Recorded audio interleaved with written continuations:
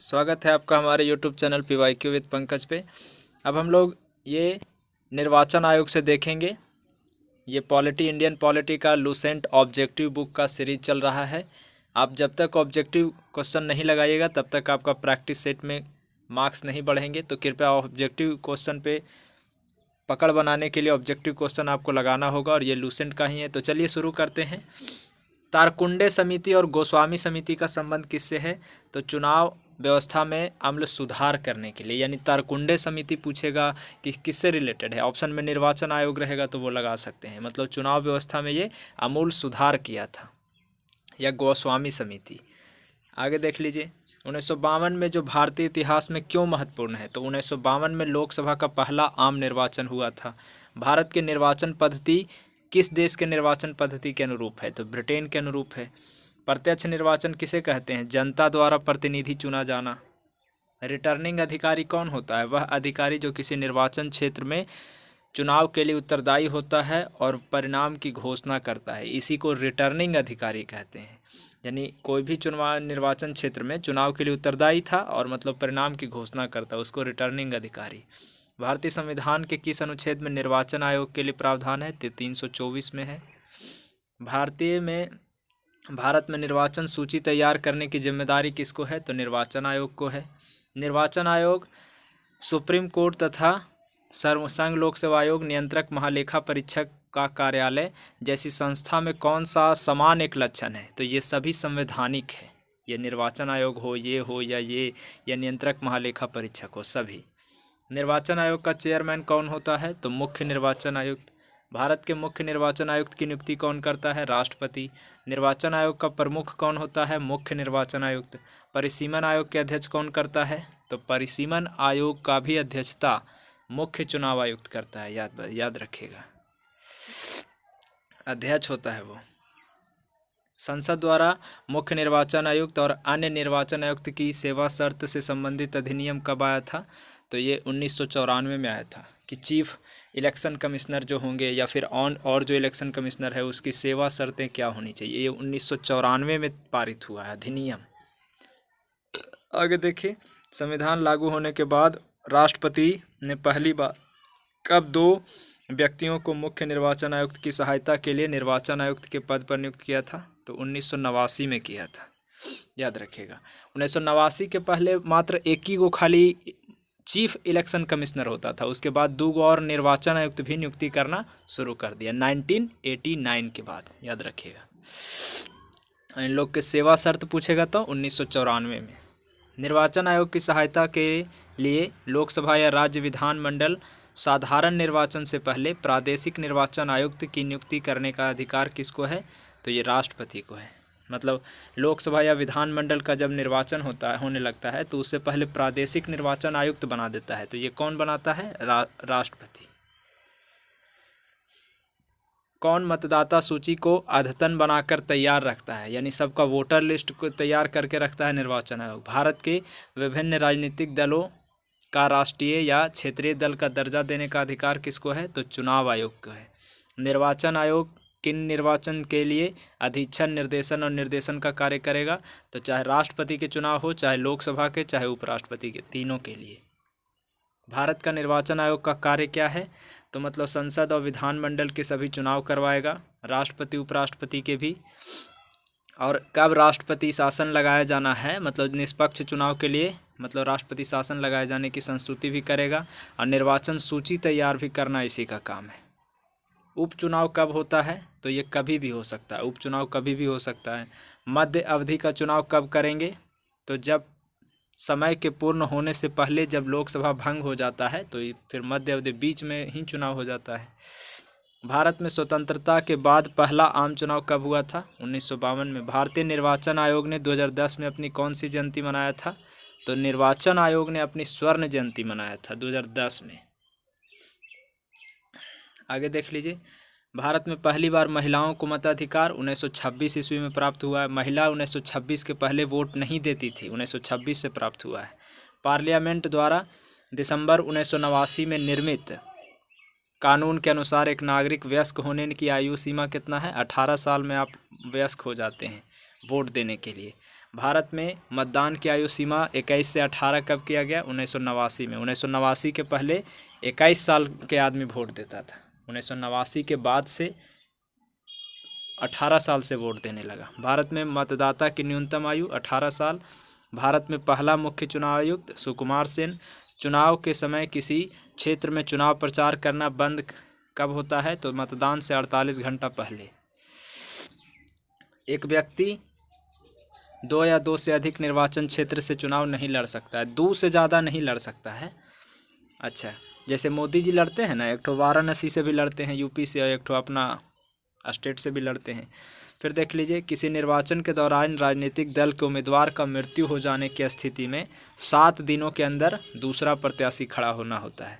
यानी अब कोई चुनाव हो रहा है, कोई प्रत्याशी की मृत्यु हो गया, तो उसके अंदर 7 दिन के अंदर में दूसरा उम्मीदवार आप घोषित कीजिए, नहीं तो फिर दिक्कत होगा। आगे देखिए, AR दोनों सही है। यानी मुख्य निर्वाचन आयुक्त को संवैधानिक प्रस्तावों के बिना नहीं हटाया जा सकता है, और मुख्य चुनाव आयुक्त एक संवैधानिक व्यक्ति है, संविधान में उसका उल्लेख है। मुख्य निर्वाचन आयुक्त का प्रतिमाह तो अब हो गया है 2.5 लाख रुपया, याद रखिएगा। अन्य निर्वाचन आयुक्त को तो इसका हो गया 2.25 लाख रुपये, यानी 2,25,000। मुख्य निर्वाचन आयुक्त की पद अवधि तो 6 साल 65 साल। अन्य निर्वाचन आयुक्त के 6 साल 62 साल, यानी 62 तक के रहता है। अन्य निर्वाचन आयुक्त अपना त्यागपत्र किसको देगा? राष्ट्रपति को। कौन सा मतलब विचार कीजिए, तो स्वतंत्र और निष्पक्ष चुनाव अधीक्षण, निर्देशन और संचालन ये चुनाव आयोग का काम है। सांसद, राज्य की विधेयिका, राष्ट्रपति, उपराष्ट्रपति, इस सब के निर्वाचक, नामावली तैयार करना, ये भी उसका काम है। अच्छा, चुनाव लड़ने के लिए व्यक्तियों और राजनीतिक दलों को चुनाव चिन्ह देना भी उसका काम है। चुनाव विवाद होगा तो उसमें अंतिम निर्णय ई बात नहीं है, ये तो सुप्रीम कोर्ट देगा। भारत के संदर्भ में मतलब विचार कीजिए कथन पे, तो देखिए कौन कौन सही है। तो 2 और 3 सही है। यानी इसमें मुख्य निर्वाचन आयुक्त वही वेतन पाने का हकदार है जितना सुप्रीम कोर्ट के उच्चतम न्यायालय के न्यायाधीश को दिया जाता है। यानी उच्चतम न्यायालय के खाली न्यायाधीश है, उसको जितना मिलता है उतना मुख्य निर्वाचन आयुक्त के। अब मुख्य निर्वाचन आयुक्त को उच्चतम न्यायालय कि किसी न्यायाधीश से हटाने के तरीके या कारण के अलावे किसी अन्य तरीके कारण से हटाया नहीं जा सकता है। जैसे सुप्रीम कोर्ट के न्यायाधीश हटता है, वैसे ही ये भी हटेगा, मुख्य निर्वाचन आयुक्त भी। आगे देख लीजिए, दिनेश गोस्वामी समिति किससे रिलेटेड है? तो ये लोकसभा में चुनाव में सरकारी निधियन से है। यानी दिनेश गोस्वामी भी निर्वाचन आयोग से रिलेटेड है। निर्वाचन आयोग में किससे? तो लोकसभा के चुनाव के सरकारी निधियन से, याद रखिएगा। लोकसभा में दिनेश गोस्वामी ये निर्वाचन सुधार से है। मुख्य निर्वाचन आयुक्त के बारे में क्या क्या सही है? तो 1, 2 और 3, यानी इसकी नियुक्ति राष्ट्रपति सुप्रीम कोर्ट के न्यायाधीश के भांति हटा सकते हैं, और राष्ट्रपति, उपराष्ट्रपति, संसद, विधानमंडल, इस सब का चुनाव यही करवाता है, ये सही है। कार्यकाल 6 साल का होता है, इसलिए ये गलत हो जाता है। मुख्य चुनाव आयुक्त को पदच्युत कैसे करेंगे? तो संसद के दोनों सदनों के 2/3 बहुमत से प्रमाणित कदाचार के आधार पर। फिर कह रहा है कि कौन सा चुनाव आयोग से रिलेटेड नहीं है? तो चुनाव की वैधता का निपटारा करना, ये मतलब नहीं है। आगे देखिए, भारत के निर्वाचन आयोग के कौन सा कृत्य है? तो निर्वाचन आयोग का काम क्या है? तो इनमें से कोई नहीं। यानी ये सब लोग के अध्यक्ष उपाध्यक्ष के थोड़ी ही चुनेगा। नगर पालिका के निर्वाचन आयोग कराता है, वो राज्य का निर्वाचन आयोग कराता है। अच्छा, निर्वाचन से संबंधित संदेह विवाद भी नहीं है, तीनों गलत है। आगे देख लीजिए 46 नंबर, भारत के विभिन्न निर्वाचनों के लिए कौन कौन सी निर्वाचन प्रणालियाँ स्वीकृत किया गया है?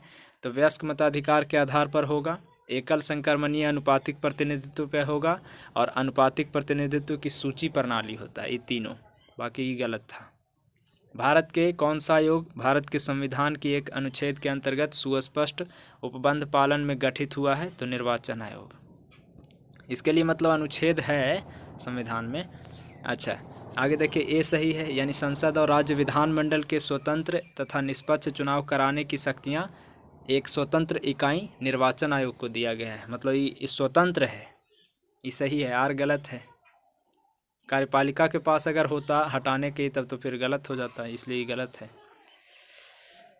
कौन सा काम निर्वाचन आयोग का नहीं है? तो चुनाव के लिए उम्मीदवारी का चयन करना, ये थोड़ी डिसाइड करेगा कौन खड़ा होगा से। मुख्य निर्वाचन आयुक्त की नियुक्ति तथा उसको पदच्युत करने का अधिकार तो ये राष्ट्रपति को है। आगे देख लीजिए, निर्वाचन आयुक्त की सेवा शर्त और कार्यकाल ये संविधान निश्चित करता है। लोकसभा और विधानसभा के चुनाव प्रत्याशी की जमानत राशि कब जब्त होता है? तो जमानत राशि जब्त होता है जब वह कुल मतदान का 1/6 मत भी प्राप्त नहीं करता है, तब हो जाता है। भारत में मुख्य निर्वाचन आयुक्त अपना पद धारण करता है 6 वर्ष या 65 वर्ष के आयु, इनमें से जो भी पहले हो उस तक के। अब कोई बना मान लिया जाए 61 साल में, तो 65 तक के 4 साल में फिर रिटायर हो जाएगा, ये होता है 65 आयु, समझ रहे हैं। और नहीं तो 6 साल कार्यकाल है। ईवीएम का प्रयोग सबसे पहले 1998 से शुरू हुआ है। परिसीमन आयोग के संदर्भ में विचार कीजिए, तो ये मतलब दोनों सही है। परिसीमन आयोग के आदेश को किसी उच्च न्यायालय में किसी न्यायालय में चुनौती नहीं दे सकते हैं, और परिसीमन आयोग के आदेश जब लोकसभा और राज्य विधानसभा के सम्मुख रखा जाता है तो उन आदेशों में कोई संशोधन नहीं किया जा सकता है, याद रखिएगा। अब हम लोग केंद्र राज्य संबंध देखेंगे। इसमें संघ सूची, राज्य सूची और समवर्ती सूची का उल्लेख संविधान के किस अनुसूची में है? तो 7वीं अनुसूची में है। भारत के तीनों सूचियों से रिलेटेड कहाँ से लिया गया है? तो भारत सरकार अधिनियम 1935 से लिया गया है। सरकारीय आयोग की सिफारिश का संबंध केंद्र राज्य संबंध से है। केंद्र राज्य संबंध 1971 में जो राजमन्नार समिति था वो किस राज्य में के लिए गठित किया गया था? तो तमिलनाडु के लिए स्पेशल गठित हुआ था, याद रखिएगा। 1971 का राजमन्नार समिति। फिर सरकारीय आयोग किससे है? तो केंद्र राज्य संबंध से है। भारतीय संविधान में राज्य की शक्तियां एवं कार्य किस प्रकार से विभाजित है? तो 3 सूची में बांट दिया गया है। आगे देखिए, केंद्र राज्य के बीच शक्तियों का वितरण के लिए भारत का संविधान 3 सूची प्रस्तुत करता है। तो इसमें से कौन 2 अनुच्छेद जो है वो शक्तियों के वितरण, शक्तियों का बंटवारा करता है? तो ये 245 और 246 अनुच्छेद केंद्र राज्य की शक्ति का बंटवारा के बारे में बताता है, याद रखिएगा। केंद्र राज्य के जो शक्ति का वितरण हुआ है ना, ये 245 और 246 अनुच्छेद में हुआ है। संघ और राज्यों के विधायी संबंधों का संचालन किन सूचियों के आधार पर करते हैं? तो ये करते हैं समवर्ती, राज्य और संघ तीनों सूची के आधार पर। आगे देख लीजिए, भारतीय संविधान में अवशिष्ट शक्ति किसको दिया गया है? तो ये केंद्र के पास है। संविधान में अवशिष्ट शक्तियाँ किसको सौंपी गया है? तो संघीय संसद को। भारतीय संविधान के केंद्र एवं राज्यों के कार्य क्षेत्र को संघ सूची, राज्य सूची और समवर्ती सूची स्पष्ट किया गया है। इन सूचियों में क्या वर्णित है? इन कार्य में वर्णित नहीं है उसको किसको मिलेगा? जैसे कोई सूची, कोई का बात मान लिया जाए संघ सूची में, राज्य सूची में और समवर्ती सूची में है, और जो बात इन तीनों सूची में भी नहीं है वो ऑटोमेटिक है कि उस संघ सूची में आएगा, ये बोल रहा है। आगे चलते हैं। अवशिष्ट शक्तियाँ पर विधि निर्माण करने का अधिकार किसको है? तो संघ को है, केंद्र को। कौन सा कथन सही है?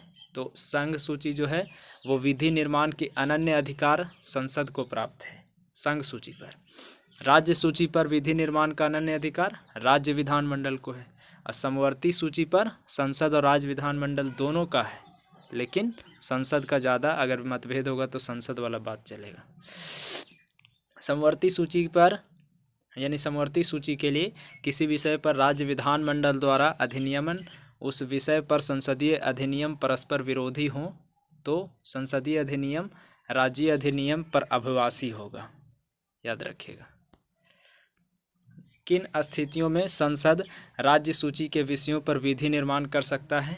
तो आपातकाल में भी कर सकता है, 2 या 2 से राज्य सहमति होकर कहेगा तब भी कर सकता है, अंतर्राष्ट्रीय संधि में कर सकता है, और राज्य में अगर मतलब राष्ट्रपति शासन लगल है या असंवैधानिक मतलब असफल है तब।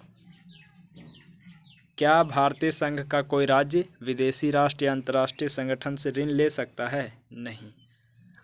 इंडिया के स्टेट को पावर नहीं है कि वो अंतर्राष्ट्रीय संधि से ऐसे अपने मन से वो ले कोई चीज़।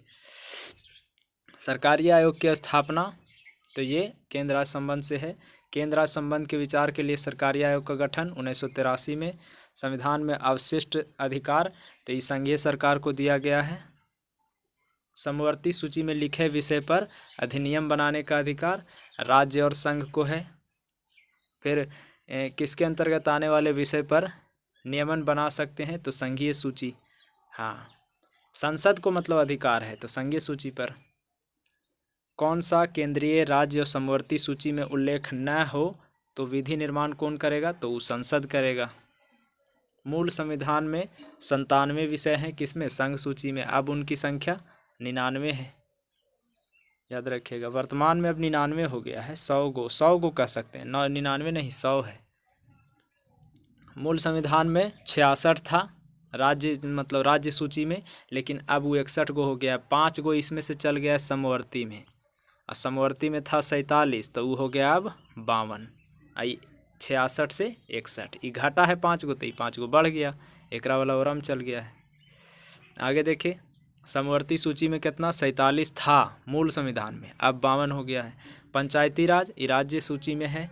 भूमि सुधार, ये भी राज्य सूची में है। आर्थिक नियोजन, ये समवर्ती सूची में है। समवर्ती सूची में देखिए शिक्षा है, बाकी कृषि राज्य सूची होगा, पुलिस राज्य सूची होगा, रक्षा संघ सूची होगा, शिक्षा समवर्ती सूची। 7वीं अनुसूची के अंतर्गत संघ सूची में शामिल कौन नहीं है, तो गैस संघ सूची में नहीं, राज्य सूची में आएगा। जनगणना, बीमा और बैंकिंग, इस संघ सूची में है। 7वीं अनुसूची के अंतर्गत राज्य सूची में किसका है, तो रेलवे पुलिस राज्य सूची में है। आगे देख लीजिए, कौन सा विषय संघ सूची के अंतर्गत है, तो जनगणना संघ में आता है, केंद्र में। कौन सा, शिक्षा समवर्ती सूची। राज्य में कौन नहीं है, तो सुरक्षा आ जाएगा, जो राज्य में नहीं है। सिंचाई राज्य में है, जेल है और कृषि है। सामाजिक सुरक्षा और सामाजिक बीमा इस समवर्ती सूची में आता है। शिक्षा को कब मतलब राज्य सूची से हटा करके समवर्ती सूची में किए, तो ये 42वां संशोधन के तहत किए। 5 गो हटा दिए और इसमें डाल दिए। फिर कह रहा है कौन सा युग्म सही सुमेलित नहीं है, तो वन सही है समवर्ती सूची में। पोस्ट ऑफिस भी सही है, केंद्र में आता है। लोक स्वास्थ्य भी राज्य में आता है, लेकिन स्टॉक एक्सचेंज इस समवर्ती में नहीं, केंद्र में आएगा। समवर्ती सूची का विषय नहीं है कौन, तो ये लोक स्वास्थ्य राज्य सूची का है। परिवार नियोजन समवर्ती, समाचार पत्र समवर्ती, कारखाना समवर्ती। राज्य सूची में कौन है, तो रेलवे पुलिस, ये राज्य सूची में है। देखिए 42वां संशोधन हुआ था ना, तो वन, शिक्षा, प्राणी का संरक्षण, नापतौल, ये चारों मतलब 5 राज्य सूची से समवर्ती सूची में आ गया था। विवाह, संविदा, श्रम, कल्याण, आर्थिक सामाजिक योजना, ये सब समवर्ती सूची में आता है। आर्थिक सामाजिक योजना, विवाह, ये सब। आगे फिर से देख लीजिए, विवाह, संविदा, श्रम, कल्याण, आर्थिक सामाजिक योजना, ये सब आता है समवर्ती सूची में। हाँ, मुद्रा हो गया, प्रतिरक्षा हो गया, बैंक, प्रादेशिक मामला भी संघ सूची। डाक, नागरिकता, ये सब आएगा संघ सूची में। पुलिस, न्याय, स्थानीय स्वशासन, स्वास्थ्य, कृषि, सिंचाई, ये सब आ जाएगा राज्य सूची में। स्थानीय स्वशासन, पुलिस, न्याय, ये सब आ जाएगा। फिर आगे देखिए, राज्य सूची में कौन सम्मिलित नहीं है, तो शिक्षा समवर्ती सूची में। समवर्ती सूची में कौन है, शिक्षा है। राज्य सूची से हटा करके समवर्ती में कौन लावल गया है, तो वन को। राज्य सूची का नहीं है, तो जन्म और मृत्यु पंजीकरण, ये राज्य सूची का नहीं है। बाकी कारागार यानी जेल, भू राजस्व, पुलिस, ये सब राज्य सूची का है। संघ सूची का विषय, तो सीमा कर। संघ सूची का विषय कौन है, तो सीमा कर है ना, हाँ, ये संघ सूची का है। राज्य सूची का विषय, तो न्याय राज्य सूची का है। फिर समवर्ती सूची का, तो विवाह अनुच्छेद। 42वां संशोधन में कौन सा समवर्ती सूची में जोड़ा गया है, तो जनसंख्या नियंत्रण समवर्ती सूची में जोड़ा गया है। आगे चलिए, संघ सूची का विषय नहीं है, तो पुलिस संघ सूची का विषय नहीं है। आगे देखते हैं, राज्य सूची का विषय नहीं है, तो ये सीमा कर राज्य सूची का विषय नहीं है। सीमा कर केंद्र सूची का है, मतलब संघ सूची का है। जेल, न्याय और पुलिस, ये राज्य में आता है। विधायी शक्तियों को संघीय सूची में समाविष्ट किसी विषय पर भारत में उच्चतम न्यायालय का अधिकार क्षेत्र बढ़ाने का अधिकार दिया गया, इस संसद को दिया गया है। अंतर्राष्ट्रीय संधि के भारत के किसी भाग या संपूर्ण भारत में लागू करने के लिए संसद कोई भी कानून बना सकता है, तो ये बिना किसी राज्य की सहमति से, अगर अंतर्राष्ट्रीय मतलब सहमति चाहिए तब। समवर्ती सूची, तो ये श्रम कल्याण का, समवर्ती सूची में कौन विषय आता है, श्रम कल्याण समवर्ती में है। कौन सा राज्य सूची में नहीं है? तो मत्स्य राज्य सूची, कृषि राज्य सूची, सट्टेबाजी राज्य सूची, बीमा केंद्र सूची में आता है। केंद्र और राज्य के बीच वैधानिक शक्ति का बंटवारा, तो ये 7वां अनुसूची में है। दोनों के बीच तब है ना बंटवारा हुआ है, तीनों सूची बना करके। जन स्वास्थ्य और स्वच्छता, अस्पताल, औषधालय, ये सब कौन सूची में आता है? तो राज्य सूची में आता है। जन स्वास्थ्य, स्वच्छता, अस्पताल, ये सब। भारत में केंद्र राज्य संबंध किस पे डिपेंड है? तो संवैधानिक प्रावधान, न्यायिक व्याख्या, परंपरा और व्यवहारों पर, बातचीत के लिए यंत्र विन्यास, चारों पर है। आगे, संविधान के अंतर्गत विषय तथा संबंधित सूची के बारे में निम्न कौन सम्मिलित नहीं है? तो शेयर बाजार, ये बात गलत है, शेयर बाजार संघ में आता है। जन स्वास्थ्य राज्य सूची सही है, वन समवर्ती सूची सही है, डाकघर संघ सूची सही है। अब फिर कह रहा है कि संघीय संसद राज्य सूची के विषय पर कानून बना सकती है, तो ये राज्य की सहमति से संसद बना सकती है, लेकिन राज्य की सहमति से, या राज्य में राष्ट्रपति शासन है लगल है तब वो, या राज्य हित में राज्यसभा 2/3 बहुमत से पारित करके लावे तब वो। भारतीय संविधान के अंतर्गत अवशिष्ट अधिकार, तो अवशिष्ट अधिकार केंद्रीय सूची में, राज्य सूची और समवर्ती सूची में स्पष्ट रूप से शामिल किया गया है। अवशिष्ट अधिकार का मतलब हो गया ना कि ऐसा अधिकार जो केंद्र, राज्य और समवर्ती में शामिल नहीं है, वो हो गया अवशिष्ट, और वो आता है किसको? केंद्र को। केंद्र राज्य सूची में विवाद का एक कारण रहा है, तो ये राज्यपाल का पद केंद्र राज्य संबंध में, मतलब राज्यपाल का जो पद है ये विवाद में रहा है, याद रखिएगा।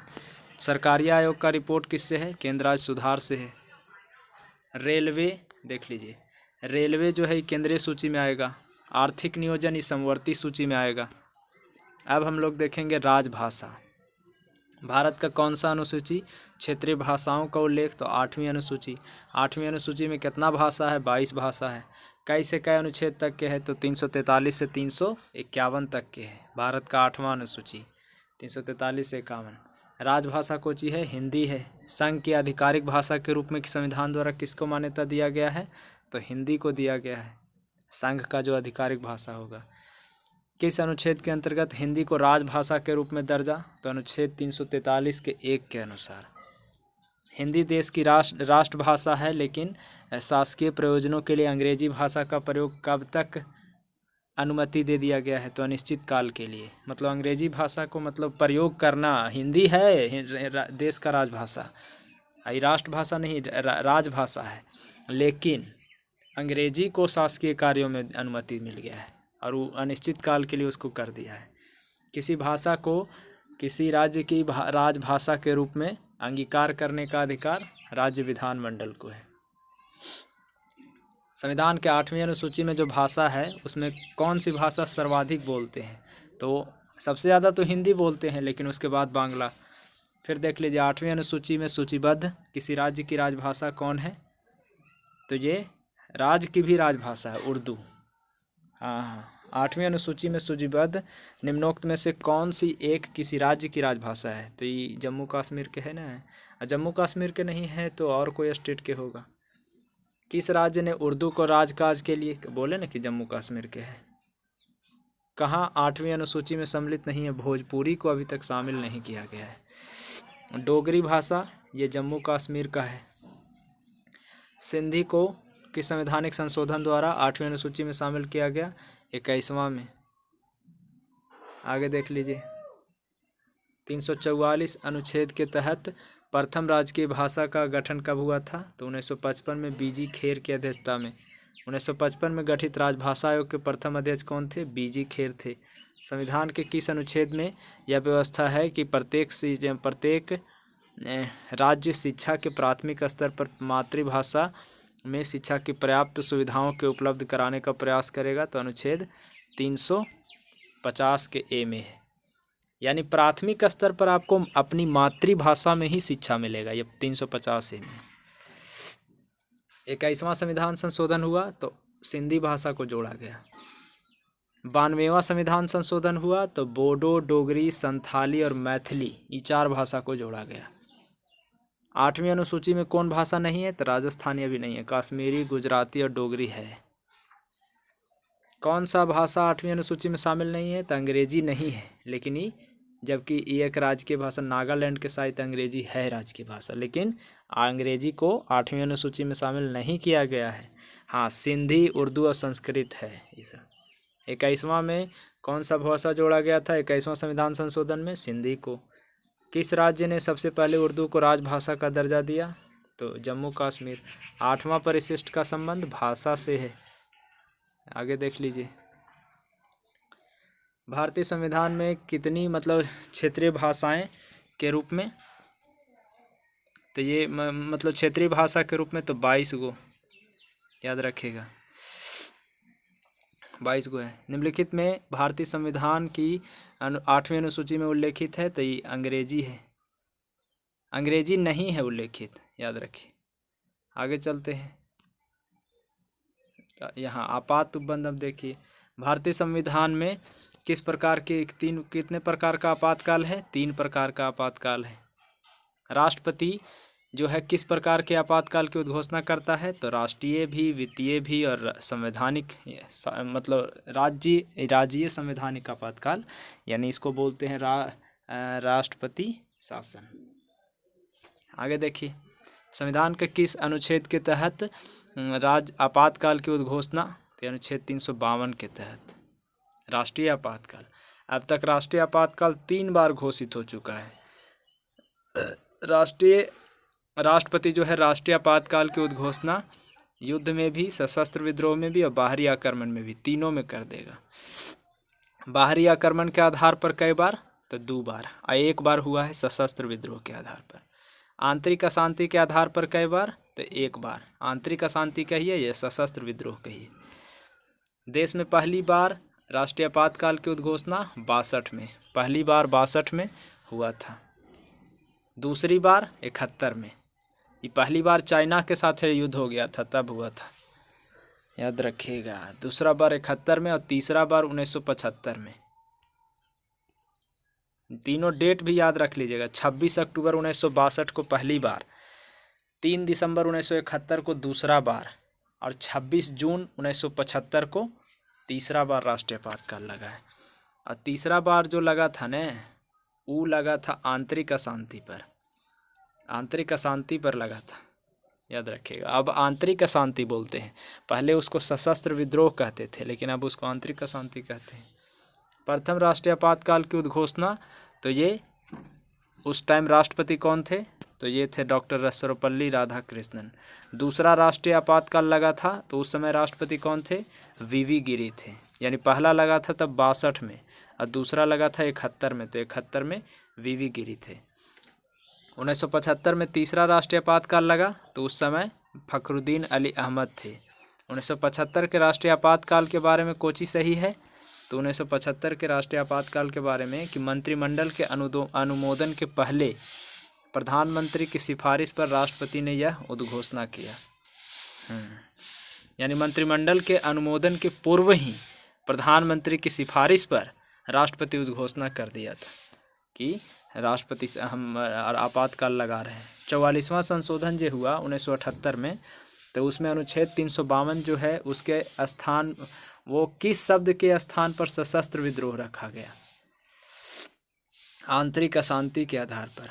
यानी 44वां संशोधन से पहले 1978 से पहले हम लोग बोलते थे कि आंतरिक अशांति हो गया है, लेकिन अब उसी को हम लोग कहते हैं सशस्त्र विद्रोह। अब हम लोग बोलेंगे कि आंतरिक अशांति नहीं होता है, अब विद्रोह होता है, सशस्त्र विद्रोह। जब राष्ट्रीय आपातकाल की उद्घोषणा संसद के समक्ष स्वीकृति हेतु रखा जाना है तो 1 महीना के अंदर मतलब स्वीकृति मिलना चाहिए। राष्ट्रीय आपातकाल की अधिकतम अवधि, आपातकाल के कोई सीमा नहीं है। हाँ, राष्ट्रपति शासन के 3 साल है। राष्ट्रीय आपात जो है घोषणा कर सकता है कब? जब उन्हें ऐसा करने के लिए केंद्रीय कैबिनेट लिखित निर्णय मिल जाए तब। राष्ट्रीय आपात की उद्घोषणा स्वतः प्रभाव होता है कब? 20 और 21 को छोड़ करके सभी मूल अधिकार का निलंबन कर देता है। राष्ट्रपति राष्ट्रीय आपात लग जाएगा ना, तो अनुच्छेद 20-21 को छोड़ करके जितना अधिकार है सब निलंबित हो जाता है, ऑटोमेटिक। राष्ट्रीय आपातकाल में संविधान की संघीय प्रकृति का क्या होता है? वैसे ही बना रहता है, संघीय प्रकृति वैसे ही बना रहता है। 44वां संविधान संशोधन के बाद राष्ट्रपति को युद्ध में, बाहरी आक्रमण में या सशस्त्र विद्रोह की परिस्थिति में राष्ट्रीय आपातकाल घोषित करने का अधिकार था। राष्ट्रपति राष्ट्रीय आपातकाल की घोषणा कर सकते हैं ऊपर वर्णित सभी कारणों के आधार पर। राष्ट्रीय आपातकाल की घोषणा चाहे हथियारबंद विद्रोह हो या बाहरी आक्रमण हो या युद्ध के आधार पर हो। संविधान के अनुच्छेद 352 के अनुसार राष्ट्रपति की घोषणा किस परिस्थिति में, तो युद्ध, बाहरी आक्रमण या सशस्त्र विद्रोह में। संसद के दोनों सदनों के दिनों के अंदर युद्ध एवं बाहरी आक्रमण के कारण उत्पन्न आपातकालीन उद्घोषणा स्थिति की घोषणा 1 महीना के अंदर मंजूरी मिलना चाहिए। युद्ध या बाहरी आक्रमण के कारण की गई आपातकाल की घोषणा संसद द्वारा अनुमोदन होना चाहिए 1 महीना के भीतर। संविधान के किस अनुच्छेद के तहत राज्यों के संवैधानिक तंत्र विफल होने पर राष्ट्रपति शासन लागू किया जाता है, तो अनुच्छेद 356 में। किसी राज्य में राष्ट्रपति शासन की उद्घोषणा किस व्यक्ति को प्रतिवेदन मिलने पर राष्ट्रपति करता है, तो राज्यपाल जब कह देगा ना तो राष्ट्रपति शासन लग जाएगा। और राज्यपाल ऐसा ही नहीं कहेगा, वो देखेगा यहाँ की अब संवैधानिक तंत्र बिल्कुल विफल होने वाला है तब कहेगा। राज्य में राष्ट्रपति शासन का मतलब क्या हो गया कि राज्य के राज्यपाल का शासन है। राष्ट्रपति द्वारा राज्यों में राष्ट्रपति शासन उद्घोषणा के कितने दिनों के भीतर संसद की स्वीकृति आवश्यक है, तो 2 महीना के भीतर राष्ट्रपति शासन वाला। राष्ट्रीय आपातकाल लगेगा तो 1 महीना के भीतर। किसी राज्य में सामान्यतः किसके परामर्श से राष्ट्रपति शासन लागू किया जाता है, तो राज्यपाल। किसी राज्य में राष्ट्रपति शासन का प्रारंभिक अवधि कितना होता है, तो मात्र 6 महीना होता है। राष्ट्रपति शासन जो है वो 1 वर्ष में अधिक समय तक लागू नहीं रह सकता, यदि वह 3 वर्ष के तक बढ़ाया जाता है तब। कह रहा है ना कि राष्ट्रपति शासन किसी भी परिस्थिति में 1 साल से अधिक समय तक लागू नहीं हो सकता, परंतु यह अवधि 3 साल तक बढ़ा सकते हैं धीरे धीरे। चुनाव आयोग घोषणा करे कि परिस्थिति चुनाव योग्य नहीं है तब, नहीं तो इससे पहले आपको चुनाव करवाना होता है। 1 साल हुआ न तो उसके 6 महीना हुआ चुनाव करवाइए, नहीं हुआ 6 महीना फिर हुआ तो फिर चुनाव करवाइए। मतलब चुनाव करवाने के लिए प्रेषित रहता है। अधिकतम 3 साल तक के टाल सकते हैं, इससे ज़्यादा नहीं। फिर चुनाव होना ही होना है, 3 साल में होना ही होना है। राष्ट्रपति शासन किसी भी परिस्थिति में 1 वर्ष से अधिक समय तक लागू नहीं हो सकता, परंतु यह 3 साल तक बढ़ाया जा सकता है। चुनाव आयोग ये भी तो पढ़वे किए यार। किसी राज्य में राष्ट्रपति शासन के लागू हो जाने पर किस कृत्यों के अलावा राज्य प्रशासन के सभी कृत्य संघीय नियंत्रण में आ जाते हैं, तो न्यायिक। संसद द्वारा प्रस्ताव पारित होने पर किसी राज्य में राष्ट्रपति शासन एक बार में कितने समय के लिए लागू होता है, 6 माह के लिए। राज्य में राष्ट्रपति शासन किसी परिस्थिति में अधिकतम अवधि तक लागू किए जा सकते हैं, 3 साल तक के।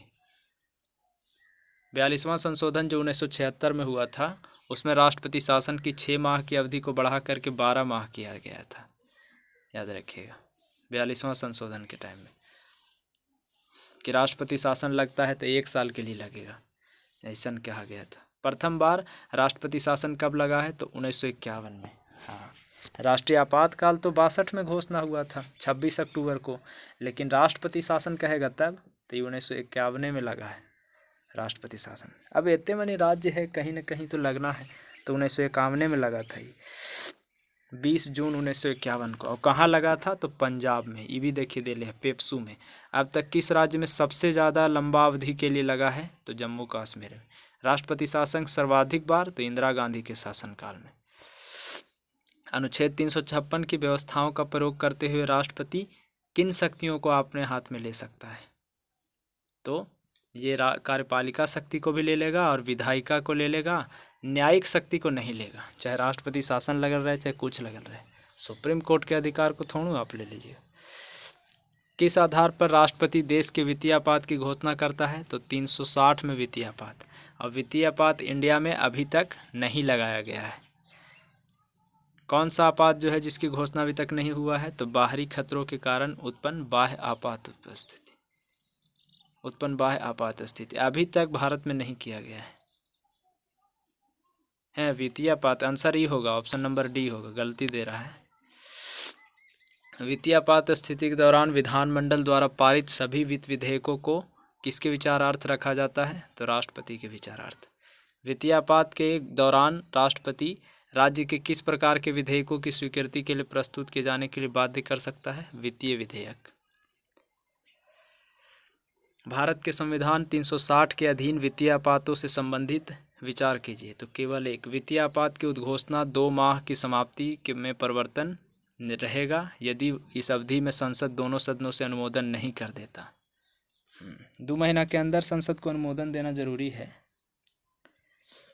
और फिर देख लीजिए, ये गलत है ये बात। आगे, भारत में राष्ट्रपति कितनी बार वित्तीय आपात लगाया है? कभी नहीं। संसद आपातकाल की उद्घोषणा का अनुमोदन कितनी अंतराल पर?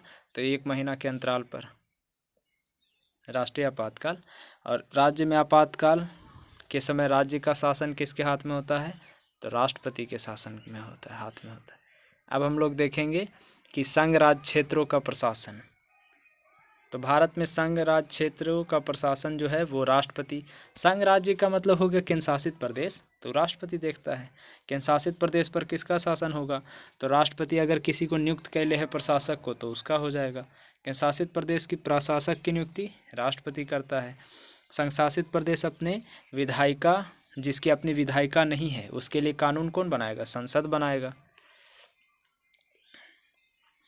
भारत के एकमात्र संघ राज्य क्षेत्र जिसका अपना उच्च न्यायालय है, दिल्ली का। वर्तमान समय में किस किस का विधानसभा और मंत्रिपरिषद है? तो दिल्ली और पुदुचेरी का है। किस राष्ट्रीय राजधानी क्षेत्र दिल्ली का प्रशासक को क्या कहते हैं? उपराज्यपाल कहते हैं। दिल्ली में उपराज्यपाल होता है।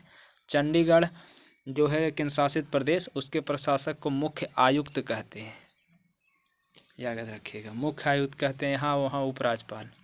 अब बाकी बात देखिए, लक्षद्वीप के जो प्रशासक होगा उसको प्रशासक कहेंगे। अब कहाँ के प्रशासक को उपराज्यपाल? तो दिल्ली के, अंडमान निकोबार के और पुदुचेरी के, तीनों के उपराज्यपाल कहते हैं। दिल्ली, पुदुचेरी और अंडमान निकोबार के। आगे चलिए, यहाँ निम्नलिखित में किस केंद्र शासित प्रदेश के प्रशासक को उपराज्यपाल कहते हैं?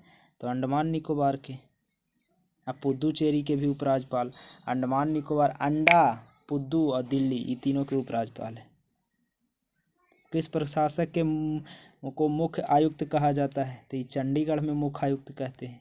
अब देख लीजिए, यहाँ मिलाना है। मुख्य आयुक्त अब ये देखें चंडीगढ़ के था। उपराज्यपाल कहाँ कहाँ के देखे थे? तो एगो पुदुचेरी के, एगो दिल्ली के। लक्षद्वीप के प्रशासक हो गया। आगे चलिए, किस संवैधानिक संशोधन के द्वारा संसद जो है वो दिल्ली विधानसभा के लिए संघीय मंत्रिपरिषद गठन करने की शक्ति? तो 69वां के तहत मतलब दिल्ली के लिए विधानसभा और मंत्रिपरिषद के गठन करने की शक्ति मिल गया था। फिर देखिए है कि विचार कीजिए, केवल एक, यानी पंजाब का राज्यपाल अपने दायित्वों के साथ साथ चंडीगढ़ का प्रशासक भी होता है। हाँ, अब देखते हैं जम्मू कश्मीर के बारे में। तो इसको तो पढ़ने बेकार है, काहे कि ये पूरा इसका ख़त्म हो गया है। इसका अब कोई भी रूल लागू नहीं होता है। हाँ, ये देख लीजिए कि जम्मू कश्मीर का संविधान कब लागू हुआ था? तो 26 जनवरी 1957 को। लेकिन ये सब अब पूछेगा नहीं, काहे कि ख़त्म हो गया है। न 370 अनुच्छेद रहा, न इसका कुछ अब गीत गाना है। आगे देख लीजिए, राजनीतिक दल देखिए। तो भारत में दलीय व्यवस्था किस प्रकार का है? तो बहुदलीय है।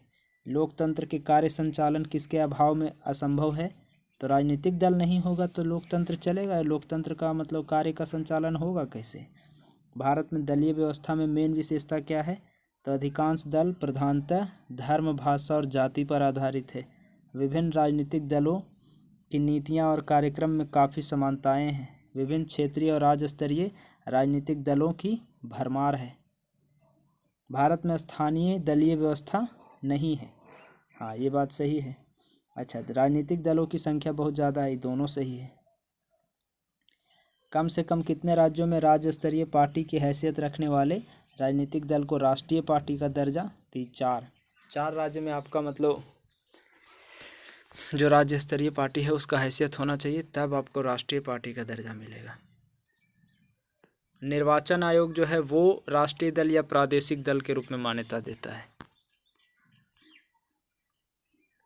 किसी राजनीतिक दल की राष्ट्रीय दल के रूप में मान्यता देंगे कब? जब उससे या 4 अधिक राज्यों में राज्य स्तरीय राजनीतिक दल के रूप में मान्यता दिया गया। भारत में कोई भी राजनीतिक दल राष्ट्रीय दल के रूप में मान्यता प्राप्त कर सकता है यदि वह 4 राज्यों में, ये बार बार 4 राज्य आ रहा है। किसी भी राजनीतिक दल को राष्ट्रीय दल के रूप में मान्यता मिल जाएगा अगर आम चुनाव में कम से कम 4 राज्यों में 4% वोट मिला हो उसको। एक राष्ट्रीय दल के रूप में मान्यता प्राप्त करने के लिए कम से कम 4% वैध मत का मिलना चाहिए और 4 से अधिक राज्य में भी। भारत में दलीय पद्धति कैसा है? तो ये बहुदलीय है। प्रथम लोकसभा चुनाव में कितने राजनीतिक दलों को राष्ट्रीय दल का दर्जा? तो 14 गो। पहला लोकसभा चुनाव हुआ था ना, तो उस समय राष्ट्रीय पार्टी 14 गो था, लेकिन धीरे धीरे कम गया। काहे कि जमानत भी तो जब्त होता है, उसका वोट आने नहीं लगा तो धीरे धीरे वो घटने लगा।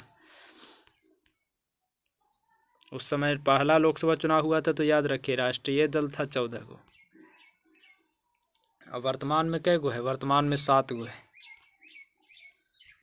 सोचिए वर्तमान में कै गो है? तो वर्तमान में देखिए 7 गो है। क्षेत्रीय दल कौन है? तो अकाली दल क्षेत्रीय है, बाकी तीनों राष्ट्रीय है। अच्छा, कोई राजनीतिक दल पंजीकृत दल की स्थिति पाने के लिए कम से कम 4% वोट चाहिए। जनता पार्टी जो है ये राष्ट्रीय जनतांत्रिक संगठन, भारतीय जनता पार्टी किस राजनीतिक समूह का हिस्सा है? तो राष्ट्रीय जनतांत्रिक गठबंधन का हिस्सा है, याद रखिएगा। राष्ट्रीय जनतांत्रिक गठबंधन है ना, उसका हिस्सा है। अभी कुछ पार्टी है और कौन राज्य से है से, जैसे देख लीजिए कि मतलब सेतकर कामगार पार्टी तो ये महाराष्ट्र में चलता है। सेतकर कामगार, पट्टाली मक्कल कच्ची पुद्दुचेरी में चलता है। रिवोल्यूशनरी पीपल्स पार्टी केरल में चलता है। नेशनल कॉन्फ्रेंस पार्टी इस जम्मू कश्मीर में। रिवोल्यूशनरी पीपल्स हो गया केरल में। भारतीय साम्यवादी दल का विभाजन 2 दलों में हुआ है, एगो CPI एगो CPIM, याद रखिएगा। CPI एगो बना है, एगो CPIM बना है। कोची से? तो साम्यवादी से 2 भाग में बटा है। ये कब बटा है? तो 1964 में। एक पहले था खाली भारतीय साम्यवादी दल, लेकिन 1964 के बाद से CPI और CPIM बन गया है। आगे देखते हैं कांग्रेस के गठन देख लीजिए। 1885 में कांग्रेस के चुनाव चिन्ह पंजा, जनता पार्टी के चुनाव चिन्ह कमल। फिर उसके बाद में लोकसभा या विधानसभा चुनाव में 1 से अधिक राजनीतिक दलों के लिए आरक्षित है तो ये हाथी।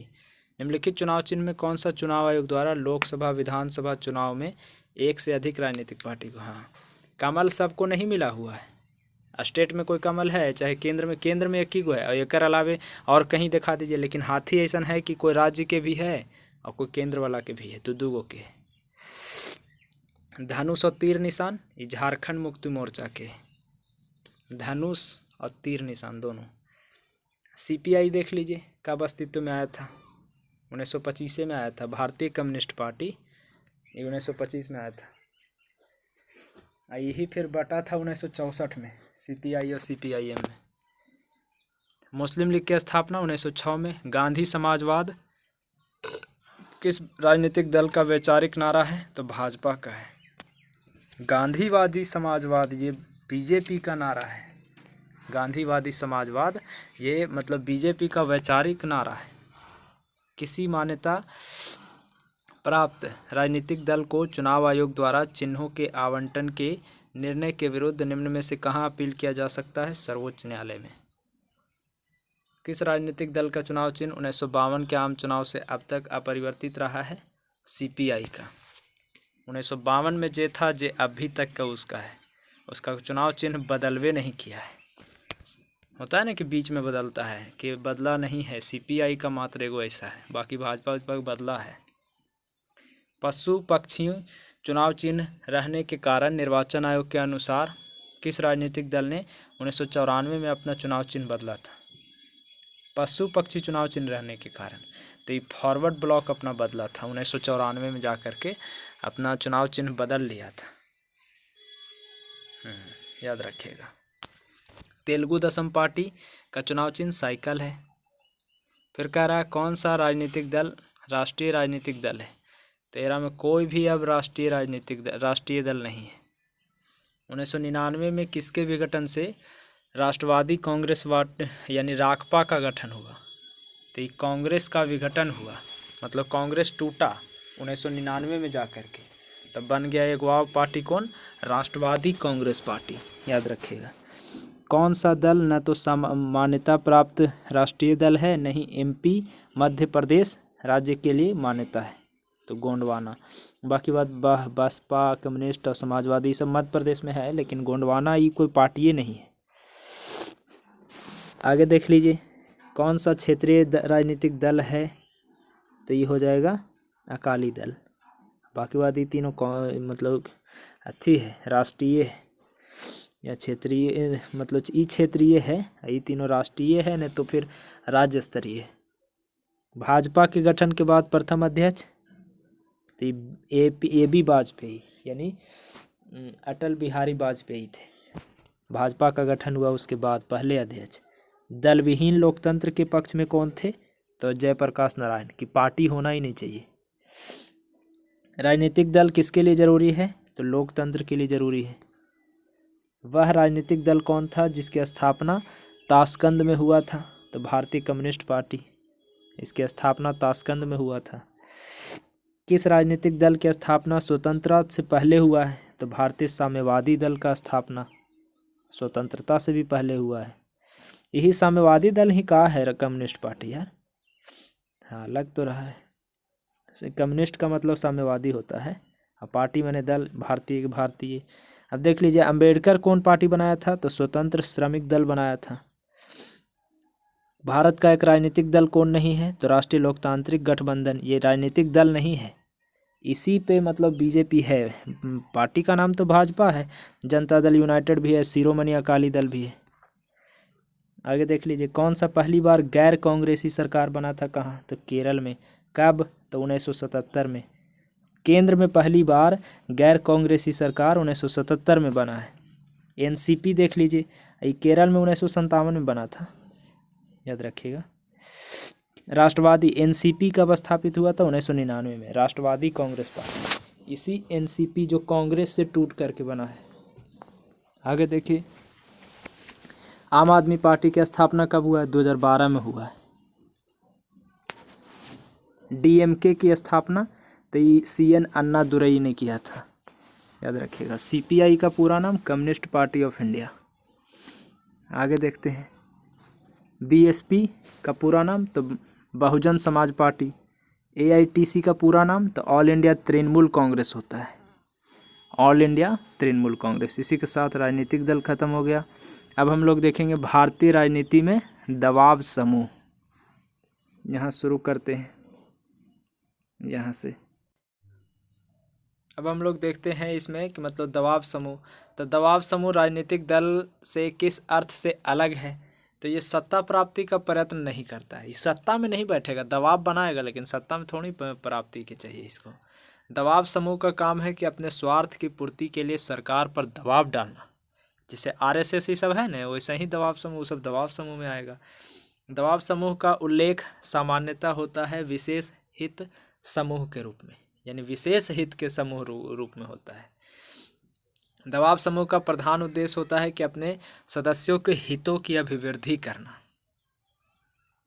निम्नलिखित में कौन सा कथन दबाव समूह का अर्थ बोध कराता है, तो नीति संबंधी निर्णयों को नियंत्रित करने के लिए प्रभाव डालने वाला समूह होता है। नीति मतलब का संबंधित जो निर्णय है उसको नियंत्रित करने के लिए प्रभाव डालने वाला समूह। D.D. मैकिन ने दबाव समूह को परिभाषित किया है गुमनाम साम्राज्य के रूप में। D.D. मैकिन ने दबाव समूह को गुमनाम साम्राज्य के रूप में किया। फिर H.M. फाइनर थे, इन्होंने प्रभावक समूह को विधानमंडल का तीसरा सदन माना था, याद रखिएगा। प्रभावक समूह जो होते हैं वो मतलब विधानमंडल का तीसरा सदन होते हैं। दबाव समूह के बारे में ऐसा बोला था फाइनर ने।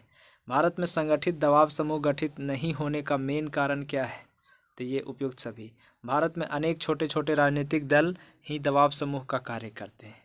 सोचिए, संगठित राजनीतिक दल जो समूह में सक्रिय हैं, राजनीति में सक्रिय हैं, उनका कोई निश्चित विचार नहीं है, और समूह का भारत में न तो स्वतंत्र अस्तित्व है और न ही वह राजनीति में स्वायत्त भूमिका का निर्वहन करते हैं। इसलिए कौन सा दबाव समूह है? तो देखिए बोले थे ना कि मतलब भारतीय मजदूर संघ, भारतीय किसान संघ, विश्व हिंदू परिषद, ये सब है।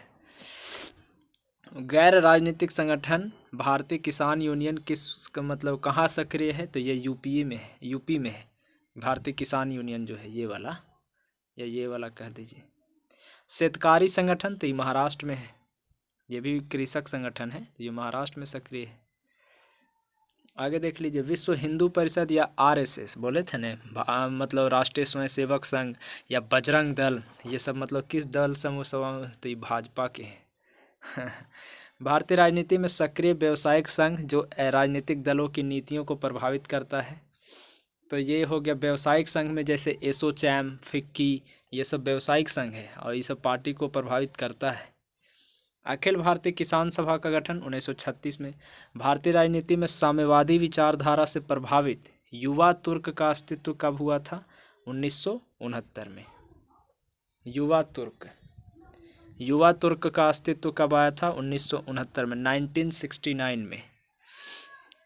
भारतीय राजनीति में साम्यवादी विचारधारा से प्रभावित युवा तुर्क का अस्तित्व 1969 में। फिर पढ़ गए यार, कौन सा सही है? तो नाडार जाति समूह, ये संघ, ये तमिलनाडु में है। लिंगायत संप्रदाय ये कर्नाटक में है, और रेड्डी जाति संप्रदाय ये आंध्र प्रदेश में है। नाडार तमिलनाडु, लिंगायत कर्नाटक और रेड्डी आंध्र प्रदेश। किसे दबाव समूह माना जा सकता है? तो मजदूर संघ के सदस्य को दबाव समूह माना जा सकता है। फिर आगे देख लीजिए, भारतीय किसान यूनियन ये कहाँ है? तो ये तो लगता है कि यूपी में था, पश्चिमी उत्तर प्रदेश में। शेतकारी महाराष्ट्र में था। किसान संघ, भारतीय किसान संघ ये गुजरात में है, और रैयत संघ ये कर्नाटक में है। अखिल भारतीय विद्यार्थी परिषद का संबंध मतलब किस पार्टी से है, ये पूछना चाह रहा है। तो अखिल भारतीय विद्यार्थी परिषद का संबंध भाजपा से है। ऑल इंडिया स्टूडेंट फेडरेशन का संबंध साम्यवादी दल से है। National student union of India का संबंध कांग्रेस से है, और समता युवाजन का संबंध समाजवादी पार्टी से है। यानी अखिल भारतीय विद्यार्थी परिषद भाजपा, ऑल इंडिया स्टूडेंट कहेगा तो साम्यवादी, और national student union of India कहेगा तो कांग्रेस। अब हम लोग देखेंगे AITUC, तो ये हो जाएगा किससे? 21 का ऑप्शन नंबर डी है, यानी 4 3 2 1 उल्टा। AITUC का संबंध भाकपा से है। INTUC का संबंध कांग्रेस से है। UTCUC का संबंध माकपा से है, और BMS का संबंध भाजपा से है। BMS का संबंध भाजपा से है, याद रखिएगा। ये चारों ऑप्शन नंबर कितना के था? 21 का डी था। 4 3 2 1। इसका देखिए हो गया ये, फिर से करते हैं। इसका हो गया ये, फिर 3, फिर 2, फिर 1। BMS 1 है। कांग्रेस से INTUC है। AITUC कहेगा तो वो हो जाता है भाकपा। INTUC कहेगा तो वो कांग्रेस। UTUC कहेगा तो माकपा, और BMS कहेगा तब भाजपा। विश्व को दबाव समूह और हित समूह ये किस राष्ट्र का देन है? ऐसा मतलब कौन सा राष्ट्र सबसे पहले, कौन राज्य मतलब किसका देन है? तो अमेरिका का देन है, उसी को देख देख के सब अपनाया है दबाव समूह। आगे देख लीजिए, दल बदल निरोधी कानून, तो ये तो हाँ ये बहुत अच्छा है, 52वां के तहत आया था दल बदल विरोधी कानून, एंटी डिफेक्शन लॉ। फिर ये संविधान संशोधन में कौन सा सदन में पक्ष परिवर्तन से निषिद्ध करता है? तो 52वां संविधान संशोधन। संविधान संशोधन में जोड़ा गया 10वां अनुसूची, ये भी दल बदल के आधार पर अयोग्यता संबंधी प्रावधान से है। दल बदल अधिनियम के अंतर्गत भारतीय संविधान में लोकसभा के अध्यक्ष की योग्यता और अयोग्यता पर निर्णय लेने का अधिकार है। मतलब लोकसभा अध्यक्ष को है कि कोई सदस्य के बारे में वो मतलब निर्णय लेगा। सर्वोच्च न्यायालय ने दल बदल कानून 52वां संशोधन को किस धारा या पैरा को मतलब किस धारा में असंवैधानिक करार दे दिया? तो ये 7वां धारा के तहत मतलब इसको असंवैधानिक करार दे दिया था सुप्रीम कोर्ट, 52वां संशोधन को, याद रखिएगा। आगे देखिए, विधानसभा में किसी दल या निर्वाचित सदस्यों के दल बदल में किसने प्रतिबंध लगाया है? तो 52वां संविधान संशोधन। किस अधिनियम द्वारा पार्टी के टिकट पर निर्वाचित सदस्य को दल बदल करने से रोका गया है? तो 52वां के तहत किया गया है। संसद के एक निर्दलीय सदस्य कितने समय के अंदर किसी राजनीतिक दल का सदस्य बन जाना चाहिए ताकि दल बदल कानून के अंतर्गत उसके विरुद्ध कोई कार्यवाही न किया जा सके? तो 6 माह के भीतर। यानी निर्दलीय सदस्य है वो कोई पार्टी का मतलब सदस्य बन जाना चाहिए ताकि दल बदल कानून के अंतर्गत उसके विरुद्ध कोई कार्यवाही न होवे। यानी निर्दलीय जीती या कोई पार्टी में शामिल होना जरूरी है 6 महीना के अंदर। फिर कौन सा अनुसूची दल बदल विरोधी कानून का प्रावधान है? तो 10वां अनुसूची। दल बदल निरोधक अधिनियम कब पारित हुआ था? तो ये 1985 में, लेकिन डेट के साथ पूछेगा तो 15 फरवरी 1985 को याद रखिएगा। ऑप्शन नंबर बी 15 फरवरी 1985। अब SC ST के भी कुछ आयोग था, वो भी देख लीजिए। संविधान में किस अनुसूची में SC ST के प्रशासन के संबंध में? तो 5वां और 6ठा है। किसी क्षेत्र को SC ST वाला क्षेत्र घोषित करने का अधिकार किसको है? तो राष्ट्रपति को है। पूर्वोत्तर भारत में अरुणाचल प्रदेश जो है वहाँ मतलब कि स्वायत्त जिले की व्यवस्था नहीं है, बाकी असम, मिजोरम और त्रिपुरा में है। संविधान के किस अनुसूची में असम, मेघालय, त्रिपुरा तथा मिजोरम राज्यों के अनुसूचित जाति जनजाति क्षेत्रों के प्रशासन के संबंध में है? तो ये 6ठा अनुसूची में है। ये 4 राज्य के बारे में, असम, मेघालय, त्रिपुरा और मिजोरम, मणिपुर नहीं है इसमें। संविधान के किस अनुसूची में असम, मेघालय, त्रिपुरा, मिजोरम राज्यों के बारे में है? तो ये किए गए मतलब जनजाति के प्रशासन के संबंध में प्रावधान किया गया है। तो ये किया गया है 6ठा में। यहाँ देखिए 6ठा कह रहा है, यहाँ कह रहा है 5वां, ये गलत है, 6ठा होगा। 5 के ऑप्शन नंबर ए दे रहा है, 4 के सी दे रहा है, नहीं 6ठा होगा। 5वां में सभी राज्य के हैं, लेकिन 6ठा में है कि कुछ राज्य के लिए, तो कुछ राज्य का नाम भी दिया हुआ है, तो इसीलिए ये होगा। आगे चलते हैं। यहाँ देख लीजिए पिछड़े वर्गों के संबंध में विशेष प्रावधान। तो संविधान में किन वर्गों के संबंध में विशेष प्रावधान किया गया है? तो उपयुक्त सभी। आंग्ल भारतीय के लिए भी है, अल्पसंख्यक पिछड़ा वर्ग के लिए भी है, संविधान में है, और फिर अनुसूचित जनजाति और जाति आयोग के लिए भी है, सभी के लिए है ना। भारतीय संविधान में किस भाग में अल्पसंख्यकों के लिए विशेष प्रावधान? तो भाग 3 में। भाग 3 में मौलिक अधिकार भी है, उसी में अल्पसंख्यकों के लिए विशेष प्रावधान भी है, याद रखिएगा। कौन व्यक्ति अनुसूचित जाति या जनजाति का सदस्य है, इसका निर्धारण करेगा? तो राष्ट्रपति। संविधान के कौन अनुच्छेद के तहत SC ST में लोकसभा में आरक्षण है? तो 330 में। यही कहेगा विधानसभा में तो 332 में। आगे देखिए संविधान के किस अनुच्छेद में SC ST के लिए सदस्यों के लिए विधानसभा में? तो देखिए 332 में। वर्तमान में 545 को लोकसभा में है, तो उसमें SC अनुसूचित जाति के लिए 84 सीट है, और वह उसी में ST, यहाँ ST है, यहाँ SC, ST के लिए मात्र 47 गो है, और एक दुगना से कम में 10 कम, 84 गो है SC का। राज्य विधानसभा में टोटल 4132 स्थान है, और हमें से SC ST के लिए कै गो है? 1109 सीट है। हाँ, पीछे भी वाला पढ़ चुके हैं। फिर लोकसभा में निर्वाचन क्षेत्र में SC ST के प्रतिनिधि के लिए सुरक्षित निर्वाचन क्षेत्र, ऐसे निर्वाचन क्षेत्र कै गो है लोकसभा में? तो 131 गो। 545 में 131 गो, और 4132 में 1100, याद रखिएगा। आगे देख लेते हैं। 131 सीट है ना लोकसभा में। अच्छा आगे लोकसभा में सुरक्षित निर्वाचन क्षेत्र किससे संबंधित नहीं है? पिछड़ा वर्ग के नहीं है, SC ST के लिए है खाली लोकसभा में आंग्ल भारतीय समुदाय प्रतिनिधित्व तो नहीं होने पर संविधान के किस अनुच्छेद में राष्ट्रपति 2 व्यक्ति को नामांकित करेगा? यह 331 के तहत करता है, लेकिन ये प्रावधान मोदी जी अब हटा दिए, याद रखिएगा। संविधान के आंग्ल भारतीय समुदाय अगर विधानसभा में बोले तो यहाँ 331 था, यहाँ 2 जोड़ दिए तो 333 हो जाएगा। लोकसभा में 331 और विधानसभा में एंग्लो इंडियन 333। संविधान के किस संशोधन द्वारा 338 में संशोधन किया और मतलब SC ST के आयोग के गठबंधन का प्रावधान कर दिया? तो 65वां संविधान संशोधन, याद रखिएगा। 65वां संविधान संशोधन किया और अनुच्छेद 338 में संशोधन करके SC और ST आयोग के गठन के बारे में बोल दिया है। यानी SC ST का अगर संशोधन कह दे तो 65वां। फिर देख लीजिए, संविधान के किस संशोधन द्वारा एससी अनुसूचित एसटी के लिए एक अलग आयोग, तो 89वां, ये एसटी के लिए है। यहाँ तो एससी एसटी दोनों को शामिल किया था 65वां में, लेकिन फिर 89वां में क्या किया कि एसटी के लिए एकदम स्पेशल कर दिया, ये एससी के लिए हो गया। फिर आगे देखिए, मूल संविधान में लोकसभा और विधानसभा में अनुसूचित जाति और जनजाति के आरक्षण के लिए निर्धारित 10 साल से बढ़ा करके अब कितने वर्षों तक विस्तारित कर दिया गया है? 70 साल तक के, याद रखिएगा। धीरे धीरे बढ़ ही रहा है कि मतलब सीट इन लोग के जो था से बढ़ा ही रहा है धीरे धीरे। आगे देखते हैं,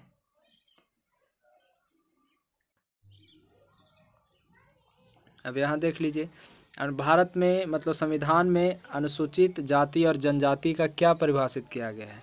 तो अनुसूचित और जाति और जनजाति को मतलब नहीं परिभाषित किया गया है। हाँ, कुछ एखनिक थोड़ी परिभाषित, कुछ अलग से किया गया है। प्रत्येक राज्य में अनुसूचित जाति जनजाति की सूची तो ये राज्य के राज्यपाल की सलाह से राष्ट्रपति बनाता है। राष्ट्रपति में लोकसभा में एंग्लो इंडियन तो ये 2 गो, राज्यपाल विधानसभा में एंग्लो इंडियन 1 गो। अल्पसंख्यक को मान्यता किस आधार पर? तो कुल जनसंख्या के साथ उस वर्ग के जनसंख्या के अनुपात के आधार पर। पिछड़ा वर्ग आयोग का गठन कौन करता है? तो राष्ट्रपति करता है। अब तक कितना पिछड़ा वर्ग आयोग गठन हुआ है? 2 गो। पहला पिछड़ा वर्ग आयोग गठन कब हुआ था? 1953 में, काका कालेकर के अध्यक्षता में। 2 गो गठने हुआ है, तो पहला हो गया 1953 में काका कालेलकर के अध्यक्षता में। अच्छा, दूसरा पिछड़ा वर्ग आयोग तो ये बीपी मंडल वाला 1978 में बीपी मंडल के मतलब सिफारिश पर हुआ था। अब पहला हुआ था काका कालेकर और दूसरा बीपी मंडल। 2 गो तो आदमी मतलब पिछड़ा आयोग के ध्यान दिया है, एगो 53 में और एगो 78 में। 1978 में हो गया बीपी मंडल वाला, काका कालेकर वाला 1953 में। आगे देख लीजिए, मंडल आयोग का संबंध तो ये पिछड़ी जातियों से है। बीपी मंडल, मंडल आयोग पिछड़ी जाति से। मंडल आयोग ये मतलब मंडल आयोग किस विषय की जांच के लिए स्थापित किया? पिछड़ा समुदाय के लिए। मंडल कमीशन पिछड़े वर्ग के लिए कितना प्रतिशत आरक्षण दिलवाया? 75%। राष्ट्रीय पिछड़ा वर्ग आयोग के फिर बन गया 1993 में। अब तो राष्ट्रीय पिछड़ा वर्ग आयोग भी बन गया है 1993 में। ऐसे 2 बार पहले हुआ था। पहला पिछड़ा वर्ग आयोग के लिए लड़े थे काका कालेकर की अध्यक्षता में 1953 में, और दूसरा वाला 1978 में बीपी मंडल वाला। अब तो राष्ट्रीय पिछड़ा वर्ग आयोग बन गया 1993 में। क्रीमी लेयर संकल्पना मतलब क्या हो गया? आर्थिक स्तर पर आधार पर वर्गीकरण, मतलब आर्थिक स्तर के खराब है इसीलिए मतलब ये क्रीमी लेयर होता है। अब देखिए, पदाधिकारियों के अनुक्रम देखेंगे कि कौन पदाधिकारी ऊपर में है, उससे नीचे ऐसे। तो योजना आयोग के उपाध्यक्ष भारत के सरकारी वरीयता क्रम में महत्व में दर्जा दिया गया है। उपाध्यक्ष को भारत सरकार के कैबिनेट मंत्री के समान ये हैं योजना आयोग के उपाध्यक्ष। निम्नलिखित में अधिकारियों पर विचार कीजिए। तो देखिए, सबसे पहले टॉप में आएगा भारत के मुख्य न्यायाधीश, उसके बाद आ जाएगा संघीय मंत्रिमंडल के सदस्य, उसके बाद मुख्य निर्वाचन आयुक्त, तब मंत्रिमंडल सचिव सेक्रेटरी। अग्रता अधिपन्न के अनुसार सही अवरोही क्रम लगा दीजिए, इसमें कौन लगल है। तो इस देखिए, उच्चतम न्यायालय के न्यायाधीश पहले है, उसके बाद राज्यसभा के उपाध्यक्ष, फिर महान्यायवादी, फिर संसद के सदस्य। यानी सुप्रीम कोर्ट के न्यायाधीश के बाद है राज्यसभा के उपाध्यक्ष है, और ये भारत के महान्यायवादी, तब संसद सदस्य। अब देखिए, भारतीय इसमें कौन सही है? तो राज्यपाल पहले होगा, फिर मुख्य न्यायाधीश होगा भारत के चीफ जस्टिस, उसके बाद मुख्यमंत्री होगा, मुख्य न्यायाधीश के बाद मुख्यमंत्री, होकर बाद मुख्य चुनाव आयुक्त होगा, याद रखिएगा। आगे देखते हैं संविधान संशोधन। अब देख लीजिए, तो संविधान संशोधन में ये भाग कितना में है? भारतीय संविधान किस भाग में मतलब संविधान संशोधन की प्रक्रिया? तो भाग 20 में है। ये गलत टिक लगाया हुआ है, पहले के गलत है, तभी ना आदमी रुक जाए थे यार। 1 का आंसर कितना हो जाएगा देख लेते हैं। 1 का डी है।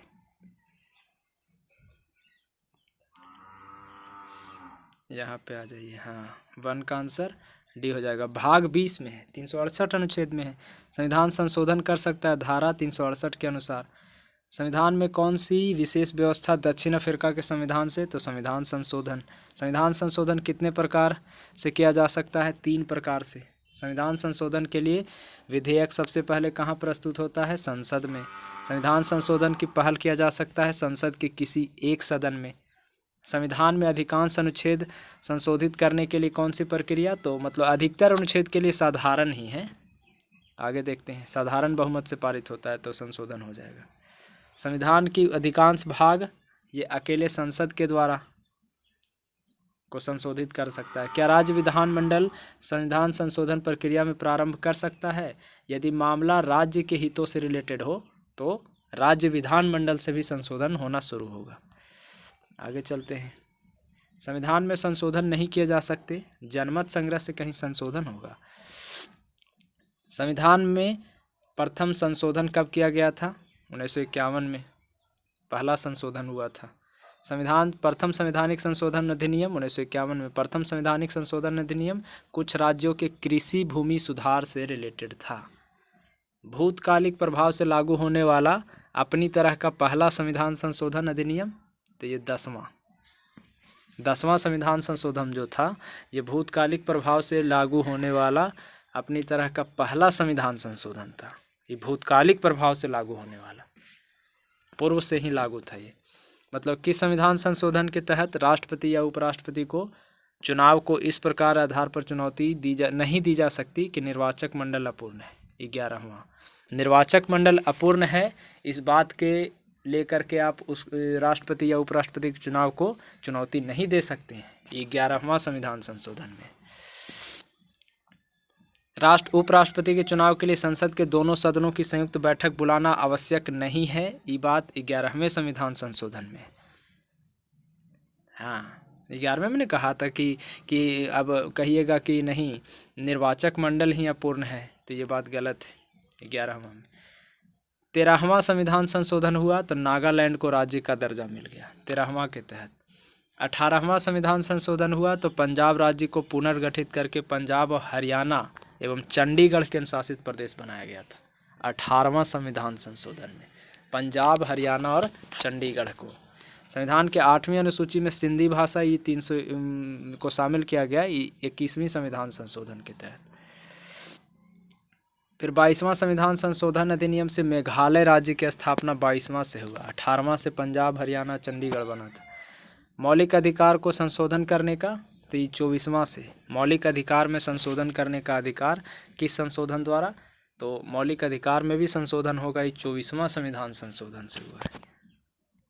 आगे देखते हैं, दरोगा में पूछा था देसी नरेश और प्रीविपर्स और विशेषाधिकारों को मतलब किस संवैधानिक संशोधन अधिनियम के तहत समाप्त किया? तो 26वां संविधान संशोधन किया ना, तो जो देसी राजा फड़फड़ा रहा था या उसका विशेषाधिकार था उसको मतलब ख़त्म किया 26वां के तहत।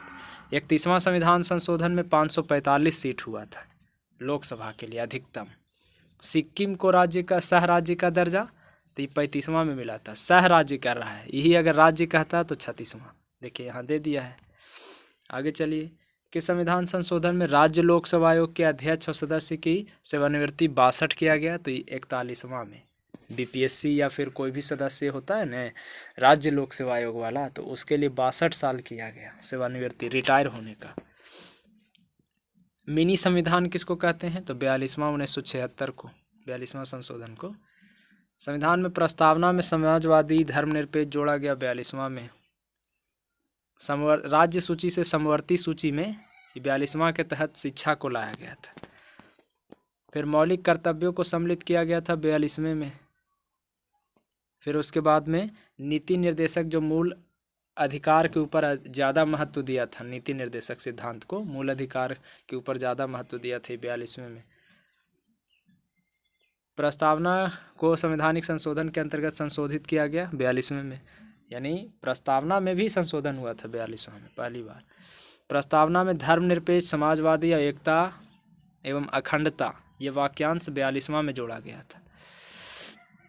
42वां संविधान संशोधन के तहत ही स्वर्ण संघ समिति के आधार पर आपको मूल कर्तव्य को जोड़ा गया था, याद रखिएगा। भारतीय संविधान संशोधन द्वारा राष्ट्रपति का कोई मामला मंत्रिपरिषद के पुनर्विचार के लिए वापस भेजने का अधिकार 42वां मिला।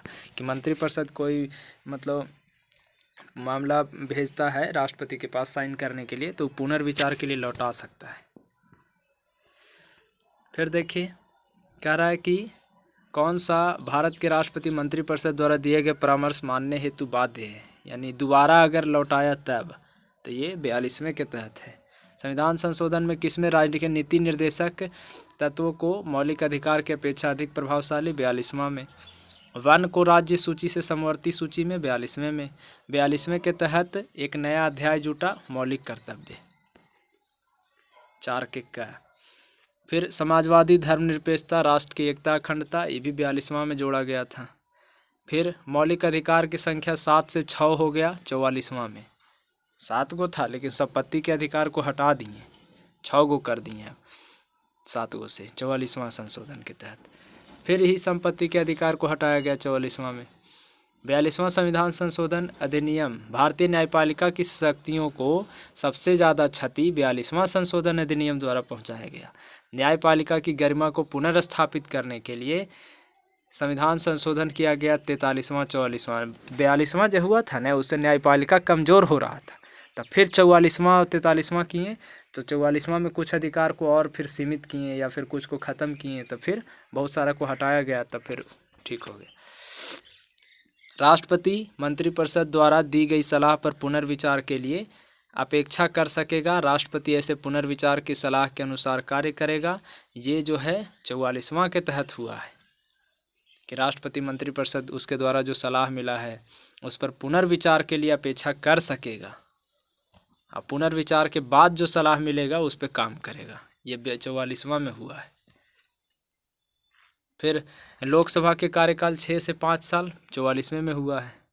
42वां में आपत्तिजनक अंशों को रद्द करने के लिए, मतलब 42वां संशोधन अधिनियम की अनेक आपत्तिजनक अंश था, उसको ख़त्म करने के लिए 44वां किए थे कि वो बहुत सारा गलत कर दिया था। अब कार्यकाल कर दिया 6 साल के, सोचिए लोकसभा ही सबके, तो उसको फिर 5 साल किए, ख़त्म उसको कम किए। राष्ट्रपति, उपराष्ट्रपति, लोकसभा अध्यक्ष, प्रधानमंत्री, इस सब के चुनाव को सुप्रीम कोर्ट में चुनौती देने का अधिकार को ख़त्म कर दिया था 39वां संविधान संशोधन, याद रखिएगा 39वां है ये। 39 जो संशोधन हुआ था न, उसके तहत राष्ट्रपति या फिर लोकसभा अध्यक्ष या प्रधानमंत्री, इस सब के चुनाव जो होता है, इसमें सुप्रीम कोर्ट के में चुनौती नहीं दे सकते थे। तो ये 39वां में हुआ था, जो कि गलत था। फिर देखिए दल बदल निरोधक कानून, ये 52वां के तहत रिलेटेड है। 52वां संशोधन 1985 दल बदल से रिलेटेड है। वह कौन सा संविधान संशोधन दल बदल पर, तो ये 52वां 1985 है। फिर देखिए मिजोरम राज्य को दर्जा, 53वां संविधान संशोधन, यानी दल बदल के तुरंत बाद हुआ था ये, मिजोरम राज्य के लिए स्थापना के लिए 53वां। अरुणाचल प्रदेश को 55वां, मिजोरम के लिए क्या हुआ 53वां, दल बदल के तुरंत बाद। अब अरुणाचल प्रदेश के लिए 55वां संविधान संशोधन हुआ था। 56वां में फिर गोवा हुआ था, याद रखिएगा, मियागो। इसीलिए तो पहले मिजोरम के स्थापना, फिर अरुणाचल प्रदेश, तब गोवा के। 53 में हुआ मिजोरम के दल बदल के तुरंत बाद, उसके बाद 55 में अरुणाचल प्रदेश के, 56 में गोवा के। मतदान की आयु 21 से घटा करके 18, 61वां संविधान संशोधन में। 74वां संविधान संशोधन ये नगर पालिका से है। 69वां संविधान संशोधन ये दिल्ली को राष्ट्रीय राजधानी क्षेत्र का दर्जा मिला था। 70वां संविधान संशोधन, इसमें दिल्ली और पुदुचेरी के लिए विधानसभा और मतलब राष्ट्रपति के निर्वाचक मंडल में शामिल करने का, कि दिल्ली के और पुदुचेरी के विधानसभा को मतलब राष्ट्रपति के निर्वाचक मंडल में भी शामिल किया जाए राष्ट्रपति के चुनाव में। 70वां है। आगे देख लीजिए 71वां, तो ये था कि मणिपुरी, नेपाली, कोंकणी, ये 3 भाषा को शामिल किया जाए 8वीं अनुसूची में, कोमली ऐसे कह सकते हैं। 73वां संविधान संशोधन इस सुप्रीम कोर्ट की शक्तियों से है। 73वां संविधान संशोधन पंचायती राज से है, यार ये गलत दे रहा है। अच्छा 74वां संविधान संशोधन इन नगर पालिका से है, नगर स्थानीय सरकार से है। और 73वां पंचायती राज व्यवस्था। आगे देखिए, अगर इसमें कह रहा है कि महिलाओं के लिए नगर पालिका एवं ग्राम पंचायत। तो नगर पालिका और ग्राम पंचायत 1/3 सीट पर जो आरक्षण हुआ है 73वां 74वां के तहत हुआ है। 84वां संविधान संशोधन हुआ, तो इसमें लोकसभा और विधानसभा के जो सीट है 2026 तक फिक्स कर दिया गया है। 84वां 2002 में हुआ था लगता है संशोधन, वो वाला में 2026 तक के लोकसभा विधानसभा सीट फिक्स है 84वां के तहत। और 86वां में तो है कि 6 से 14 साल के बच्चों को लिए शिक्षा का अधिकार को मूल अधिकार बनाया गया है। फिर बोडो डोगरी भाषा को 8वीं अनुसूची में शामिल किया गया 92वां संविधान संशोधन में। कौन सा संविधान संशोधन केंद्रीय मंत्रिमंडल के आकार को सीमित किया था? तो 91वां के अधिकार के तहत, मतलब इसमें लोकसभा या फिर मंत्रिमंडल में जो है वो 15% ही होगा, ये बात से सीमित हो गया था। आगे देख लीजिए, हाँ देखिए है ना, दिया हुआ भी है कि 91वां संविधान संशोधन विधेयक मंत्रिपरिषद का मात्र 15% ही सीमित करने के लिए जारी की। अब जो है मंत्री बनेगा केवल 15% लोग। 42वां संविधान संशोधन ये मूल कर्तव्य को जोड़ता है। आगे देख लीजिए कौन गलत है। तो 71वां तो सही है कि ये तीनों के मतलब मान्यता प्राप्त हुआ था, नेपाली, मणिपुरी, कोंकणी के। 62वां भी सही है कि लोकसभा विधानसभा में SC ST और एंग्लो इंडियन के लिए आरक्षण 2000 तक बढ़ा था। और फिर 55वां भी सही है कि अरुणाचल प्रदेश को पूर्ण राज्य का दर्जा मिला। 58वां गलत है, पंजाब में राष्ट्रपति शासन है। अब देख लीजिए 18वां संविधान संशोधन, तो ई हरियाणा राज्य को दर्जा मिला है। 22वां के तहत मेघालय को दर्जा मिला है। 18वां हरियाणा था ना, हरियाणा, पंजाब और चंडीगढ़, ये तीनों को। और 55वां ये अरुणाचल प्रदेश को, 56वां गोवा को। 89वां संविधान संशोधन, इससे SC ST के लिए एक आयोग, SC ST नहीं, खास करके ST के लिए 89वां संविधान संशोधन अनुसूचित जनजाति हेतु एगो अलग आयोग 89वां के तहत बना है। आगे देख लीजिए इसमें क्या था यार, हाँ 7वां और 31वां। 7वां में भी लोकसभा की सीट में वृद्धि हुआ था, 31वां में भी हुआ है। 7वां में हुआ था वृद्धि तो शायद 525 हुआ था, और 31वां में वृद्धि हुआ तो 545 हुआ है।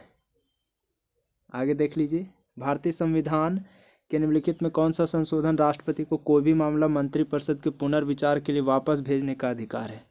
तो 44वां के तहत है। संविधान का 93वां संविधान संशोधन, ये 6 से 14 साल की आयु के बीच बच्चों को निःशुल्क और अनिवार्य शिक्षा से है। 93वां संविधान संशोधक।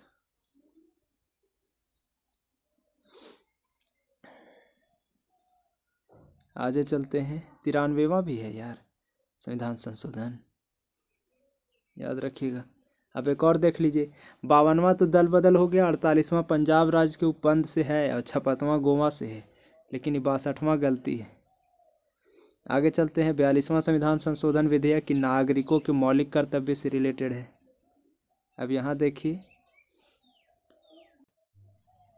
देख लीजिए 69वां संविधान संशोधन 1991 में दिल्ली को राष्ट्रीय राजधानी का दर्जा मिला था। फिर उसके बाद 75वां संविधान संशोधन 1994 में राज्य स्तरीय किराया अधिकरण की स्थापना हुआ था। 75वां के तहत 1994 में राज्य स्तरीय किराया अधिकरणों की स्थापना। फिर 80वां संविधान संशोधन 2000 में हुआ था। इसमें 10वां वित्त आयोग की सिफारिश हुआ था। 10वें वित्त आयोग की सिफारिश को स्वीकार किया गया था 80वां 2000 में। और 83वां संविधान संशोधन ये भी 2000 में हुआ। तो इसमें अरुणाचल प्रदेश को अनुसूचित जनजाति के कोई आरक्षण नहीं था।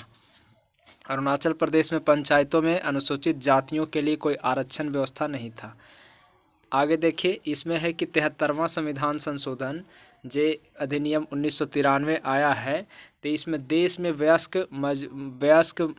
में मजबूत एवं जीवंत पंचायती राज संस्थाओं को बुनियाद रखना, ये हुआ था। 73वां संविधान संशोधन में कौन सा प्रस्तावित नहीं था? तो सभी निर्वाचित ग्रामीण स्थानीय निकाय में 30% सीट, ये बात था। पंचायती राज के लिए संसाधनों को नियत अपने वित्त आयोग का गठन करेंगे, ये भी था। लेकिन पंचायती राज निर्वाचन जो कार्यकर्ता है, निर्वाचित कार्यकर्ता, वो अपने पद पर कार्य करने के लिए अयोग्य ठहराए जाएंगे यदि उनके 2 से अधिक संतानें। ये बात थोड़ा था कि 2 गो से ज़्यादा बाल बच्चा वाला पंचायती राज में चुनाव जीतेगा तो वो अथी नहीं होगा। ये बात नहीं था 73वां में। हाँ, पंचायती राज सरकार के अधिक्रमण विघटन कर दिया जाता है तो 6 महीने में चुनाव किया जाएगा, ये भी था। अब 79वां क्वेश्चन देखिए, इसमें कह रहा है कि कौन सा संशोधन होगा, संवैधानिक संशोधन, जिसमें कम से कम आधे राज्यों के विधानमंडल का भी अनुसमर्थन जारी रखना है। तो ये राष्ट्रपति के निर्वाचन में भी है, संसद में राज्यों का प्रतिनिधित्व भी है और 7वीं अनुसूची में भी कोई भी सूची होगा उसमें भी है। ये 3 बात में है। आगे देखिए, कौन सा मतलब संविधान संशोधन के उपक्रम किया जा सकता है। संविधान में कोई संशोधन लाने का उपक्रमण पहल किया जा सकता है किसके द्वारा, तो लोकसभा द्वारा या राज्यसभा द्वारा। 42वां संविधान संशोधन अधिनियम उल्लेखनीय है। यह नीति निर्देशक तत्व को मौलिक अधिकार पर वरीयता प्रदान करता है। आगे देख लेते हैं 42वां संविधान संशोधन, ये मौलिक कर्तव्य को जोड़ा था। 9वां अनुसूची में कोची है, तो 9वां अनुसूची में पहला संविधान संशोधन हुआ था और 9वां अनुसूची को जोड़ा गया था। 14 अगस्त 2007 को संसद के द्वारा भारतीय संविधान संशोधन के उपरांत एससी के मतलब अनुसूचित जाति की सूचियों में कितना जाति था बताइए। एससी में खाली 1206 जाति है। 2007 में जब संशोधन हुआ था तब एक ऊपरे था न कि मतलब 9वां अनुसूची में 9वां अनुसूची को कौन संविधान संशोधन में जोड़ा गया, तो पहला संविधान संशोधन हुआ था और 9वां अनुसूची को जोड़ा गया। काहे कि 8 अनुसूची तो पहला ही से था, तो 9वीं अनुसूची नहीं जुटेगा, संशोधन होगा तब। 1206 जाति एससी में। आगे देख लीजिए 44वां संशोधन जो है, इसमें मौलिक अधिकार की श्रेणी से हटा दिया गया, किसको, संपत्ति को। 91वां संविधान संशोधन, इसमें है कि लोकसभा के कुल सदस्यों का 15% ही मंत्री बनेगा, ये बात 91वां के तहत। फिर कह रहा है कि 4 गो 8वीं अनुसूची में जब भाषा जोड़ाया तो फिर 22 गो हो गया, 18 गो से 22 गो। तो 21वां संविधान संशोधन में 4 गो जोड़ा गया था, तो 92वां संविधान संशोधन में जोड़ा गया था। फिर देख लीजिए 91वां संविधान संशोधन के तहत चाहे लोकसभा में हो या राज्य विधानसभा में 15% से ज़्यादा मंत्री नहीं बनेगा, ये बात है। 104वां संविधान संशोधन विधेयक, ये निजी संस्थान या सामाजिक आर्थिक दृष्टि से जो पिछड़ा वर्ग है उसको कोटा देने के लिए बनाया गया। 104 यानी कह सकते हैं पिछड़ा वर्ग से है, पिछड़े वर्ग से है, याद रखिएगा। आगे देखिए, इसमें है कि केवल 2 और 3 ये दोनों ही सही है, यानी सर्व शिक्षा अभियान के अंतर्गत ग्रामीण क्षेत्रों में कंप्यूटर शिक्षा दिलाने का प्रावधान है और शिक्षा भारत के संविधान के 42वें संशोधन 1976 द्वारा समवर्ती सूची में सम्मिलित किया गया। दोनों सही है।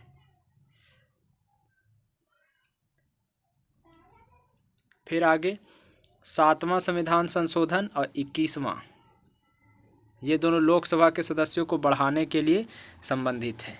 21वां नहीं होगा, 31वां है, यहाँ 31 है, वही तो। 42वां संविधान संशोधन, इसमें 51 के का ए यानी नागरिकों का मौलिक कर्तव्य को मतलब जोड़ा गया है। पंचायती राज व्यवस्था को संवैधानिक दर्जा, ये 73वां के तहत। संविधान के 16वां संविधान संशोधन अधिनियम 1963 से, ये मतलब राज्य भारतीय संघ से राज्य अलग नहीं हो सकता है। तो ये कौन मतलब अधिनियम संशोधन से, तो ये संविधान के 16वां संशोधन किया गया 1963 में कि कोई भी राज्य जो है वो संघ से अलग नहीं होगा। 16वां संविधान संशोधन 1963 के अनुसार। संविधान संशोधन विधेयक को वीटो करने की राष्ट्रपति को पावर सहमति मिल गया कब, तो ये हुआ 24वां संविधान संशोधन से कि विधेयक पर वीटो वो दे सकता है। 24वें में न संविधान संशोधन कोई भी होने से पेश किया तो उस पर ये पावर मिल गया इसको, राष्ट्रपति को। आगे देख लीजिए, किस संशोधन एक्ट के तहत मतदाताओं की आयु 61 से 18, तो 61वां के तहत। फिर कौन सा भूतपूर्व देसी राजा या प्रीविपर्स को समाप्त कर दिया गया, 26वां के तहत। देसी राजा खत्म हो गया 26वां संशोधन से। फिर 42वां संशोधन में कुछ ही हुआ है, तो भारत के राष्ट्रपति मंत्रिपरिषद की सलाह मानने के लिए बाध्य है, मतलब दोबारा पुनर्विचार के लिए भेजेगा तब। फिर कह रहा है कि कौन सा संविधान के अधिकांश उपबंध को संशोधित किया जा सकता है, तो अधिकतर उपबंध को केवल संसद संशोधित कर सकता है। 97वां संशोधन 2012 इस सहकारी समिति के गठन और क्रियाकलाप से है, याद रखिएगा। 97 सहकारी समिति के मतलब रिलेटेड है। अब पंचायती राज व्यवस्था देखेंगे तो भाग 9 में है पंचायती राज से संबंधित प्रावधान, भाग 9 के क में नगर पालिका से है, भाग 4 में ग्राम पंचायतों की स्थापना है, भाग 4 में है ग्राम पंचायत। ये राज्यसभा के जो सीट का बंटवारा था यार, भाग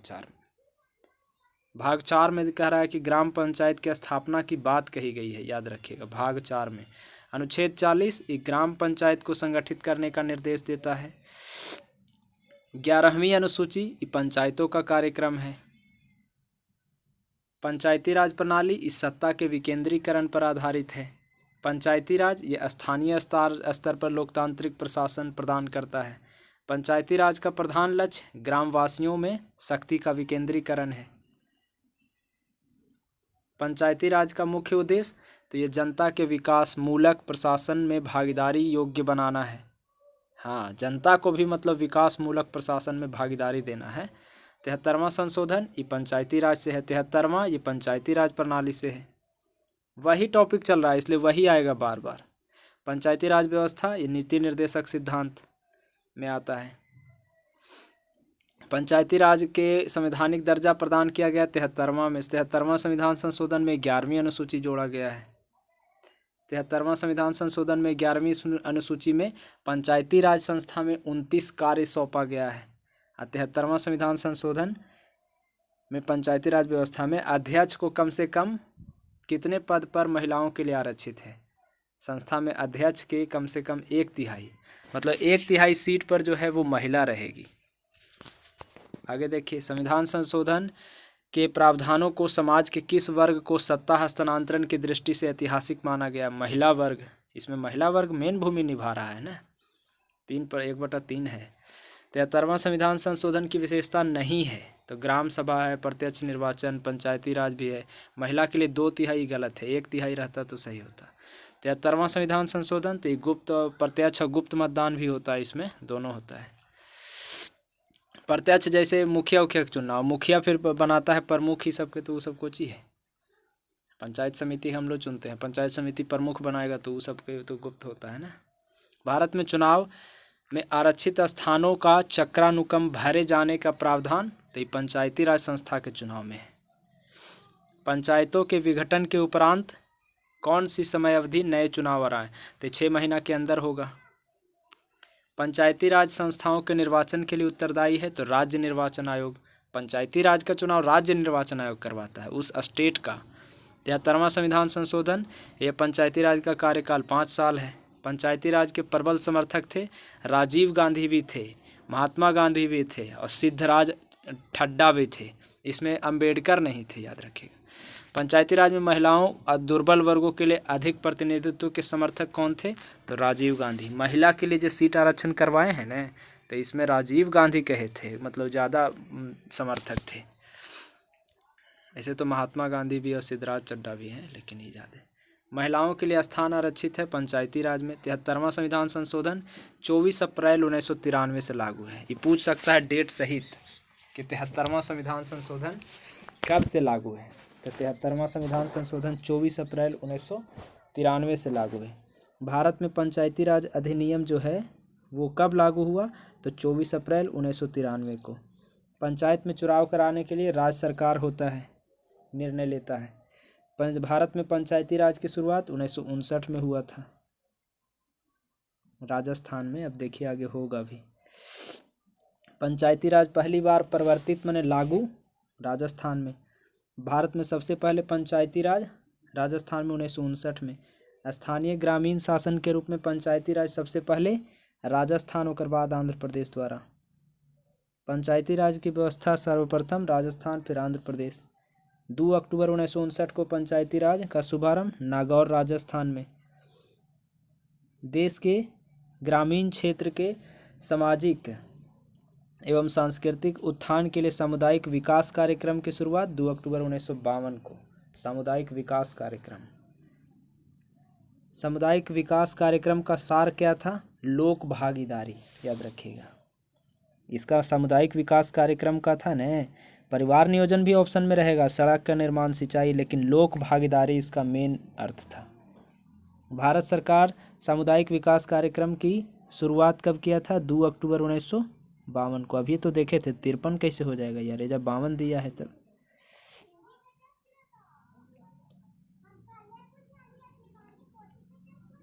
सामुदायिक विकास कार्यक्रम की असफलता का कारण क्या है? तो अशिक्षा, ज्ञान नहीं होने के कारण ये असफल हुआ, अशिक्षा के कारण असफल हुआ, याद रखिएगा।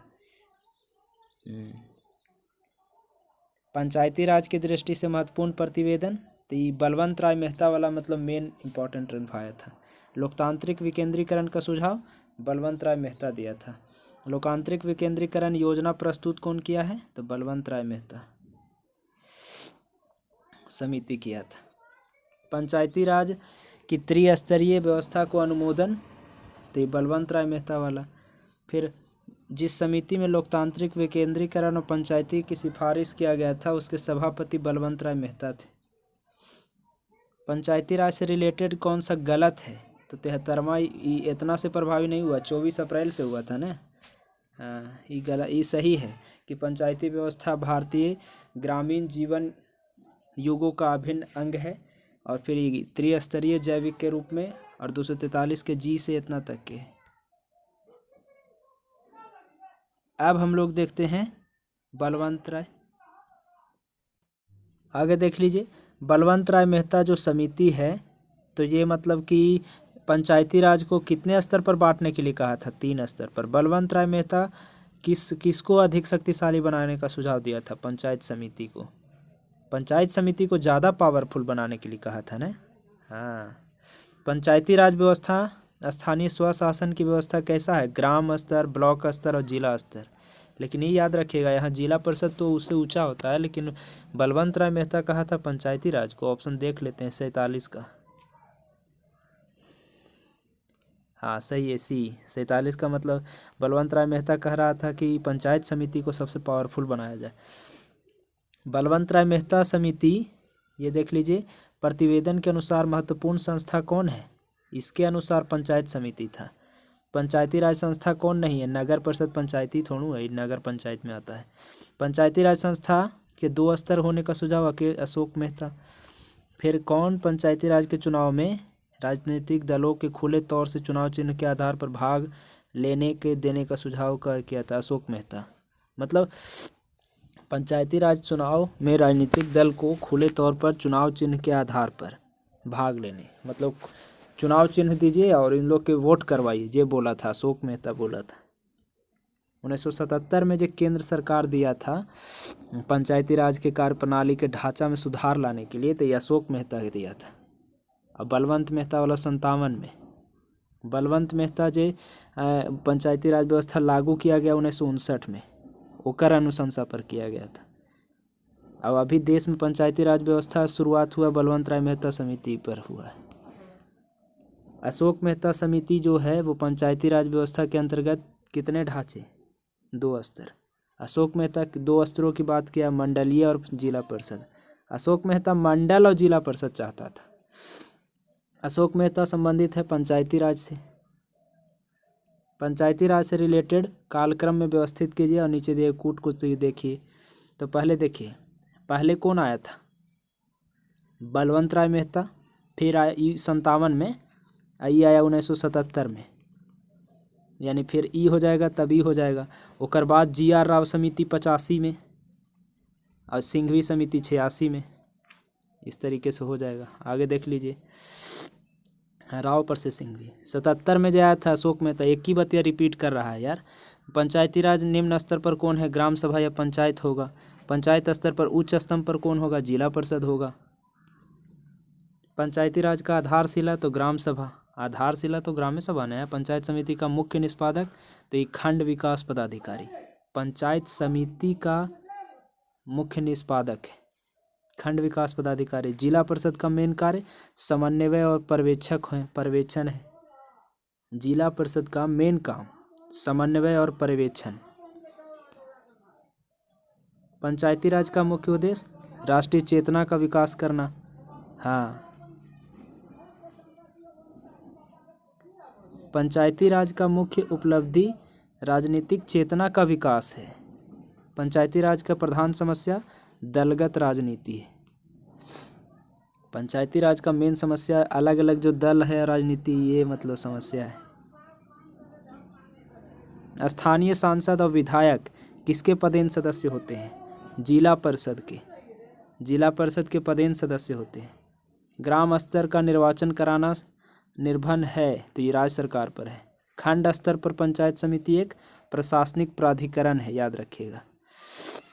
ब्लॉक लेवल पर पंचायत समिति क्या है? परामर्श ये है, प्रशासनिक प्राधिकरण है। ऑप्शन नंबर ए, गलत नहीं मारना है।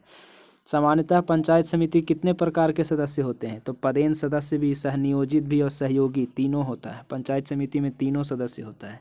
वरीयता क्रम देखेंगे तो पहले ई ओकर बाद ई ओकर बाद ई, यानी सबसे टॉप में ये है, धीरे धीरे मतलब बढ़ते क्रम में ये 1 2 3।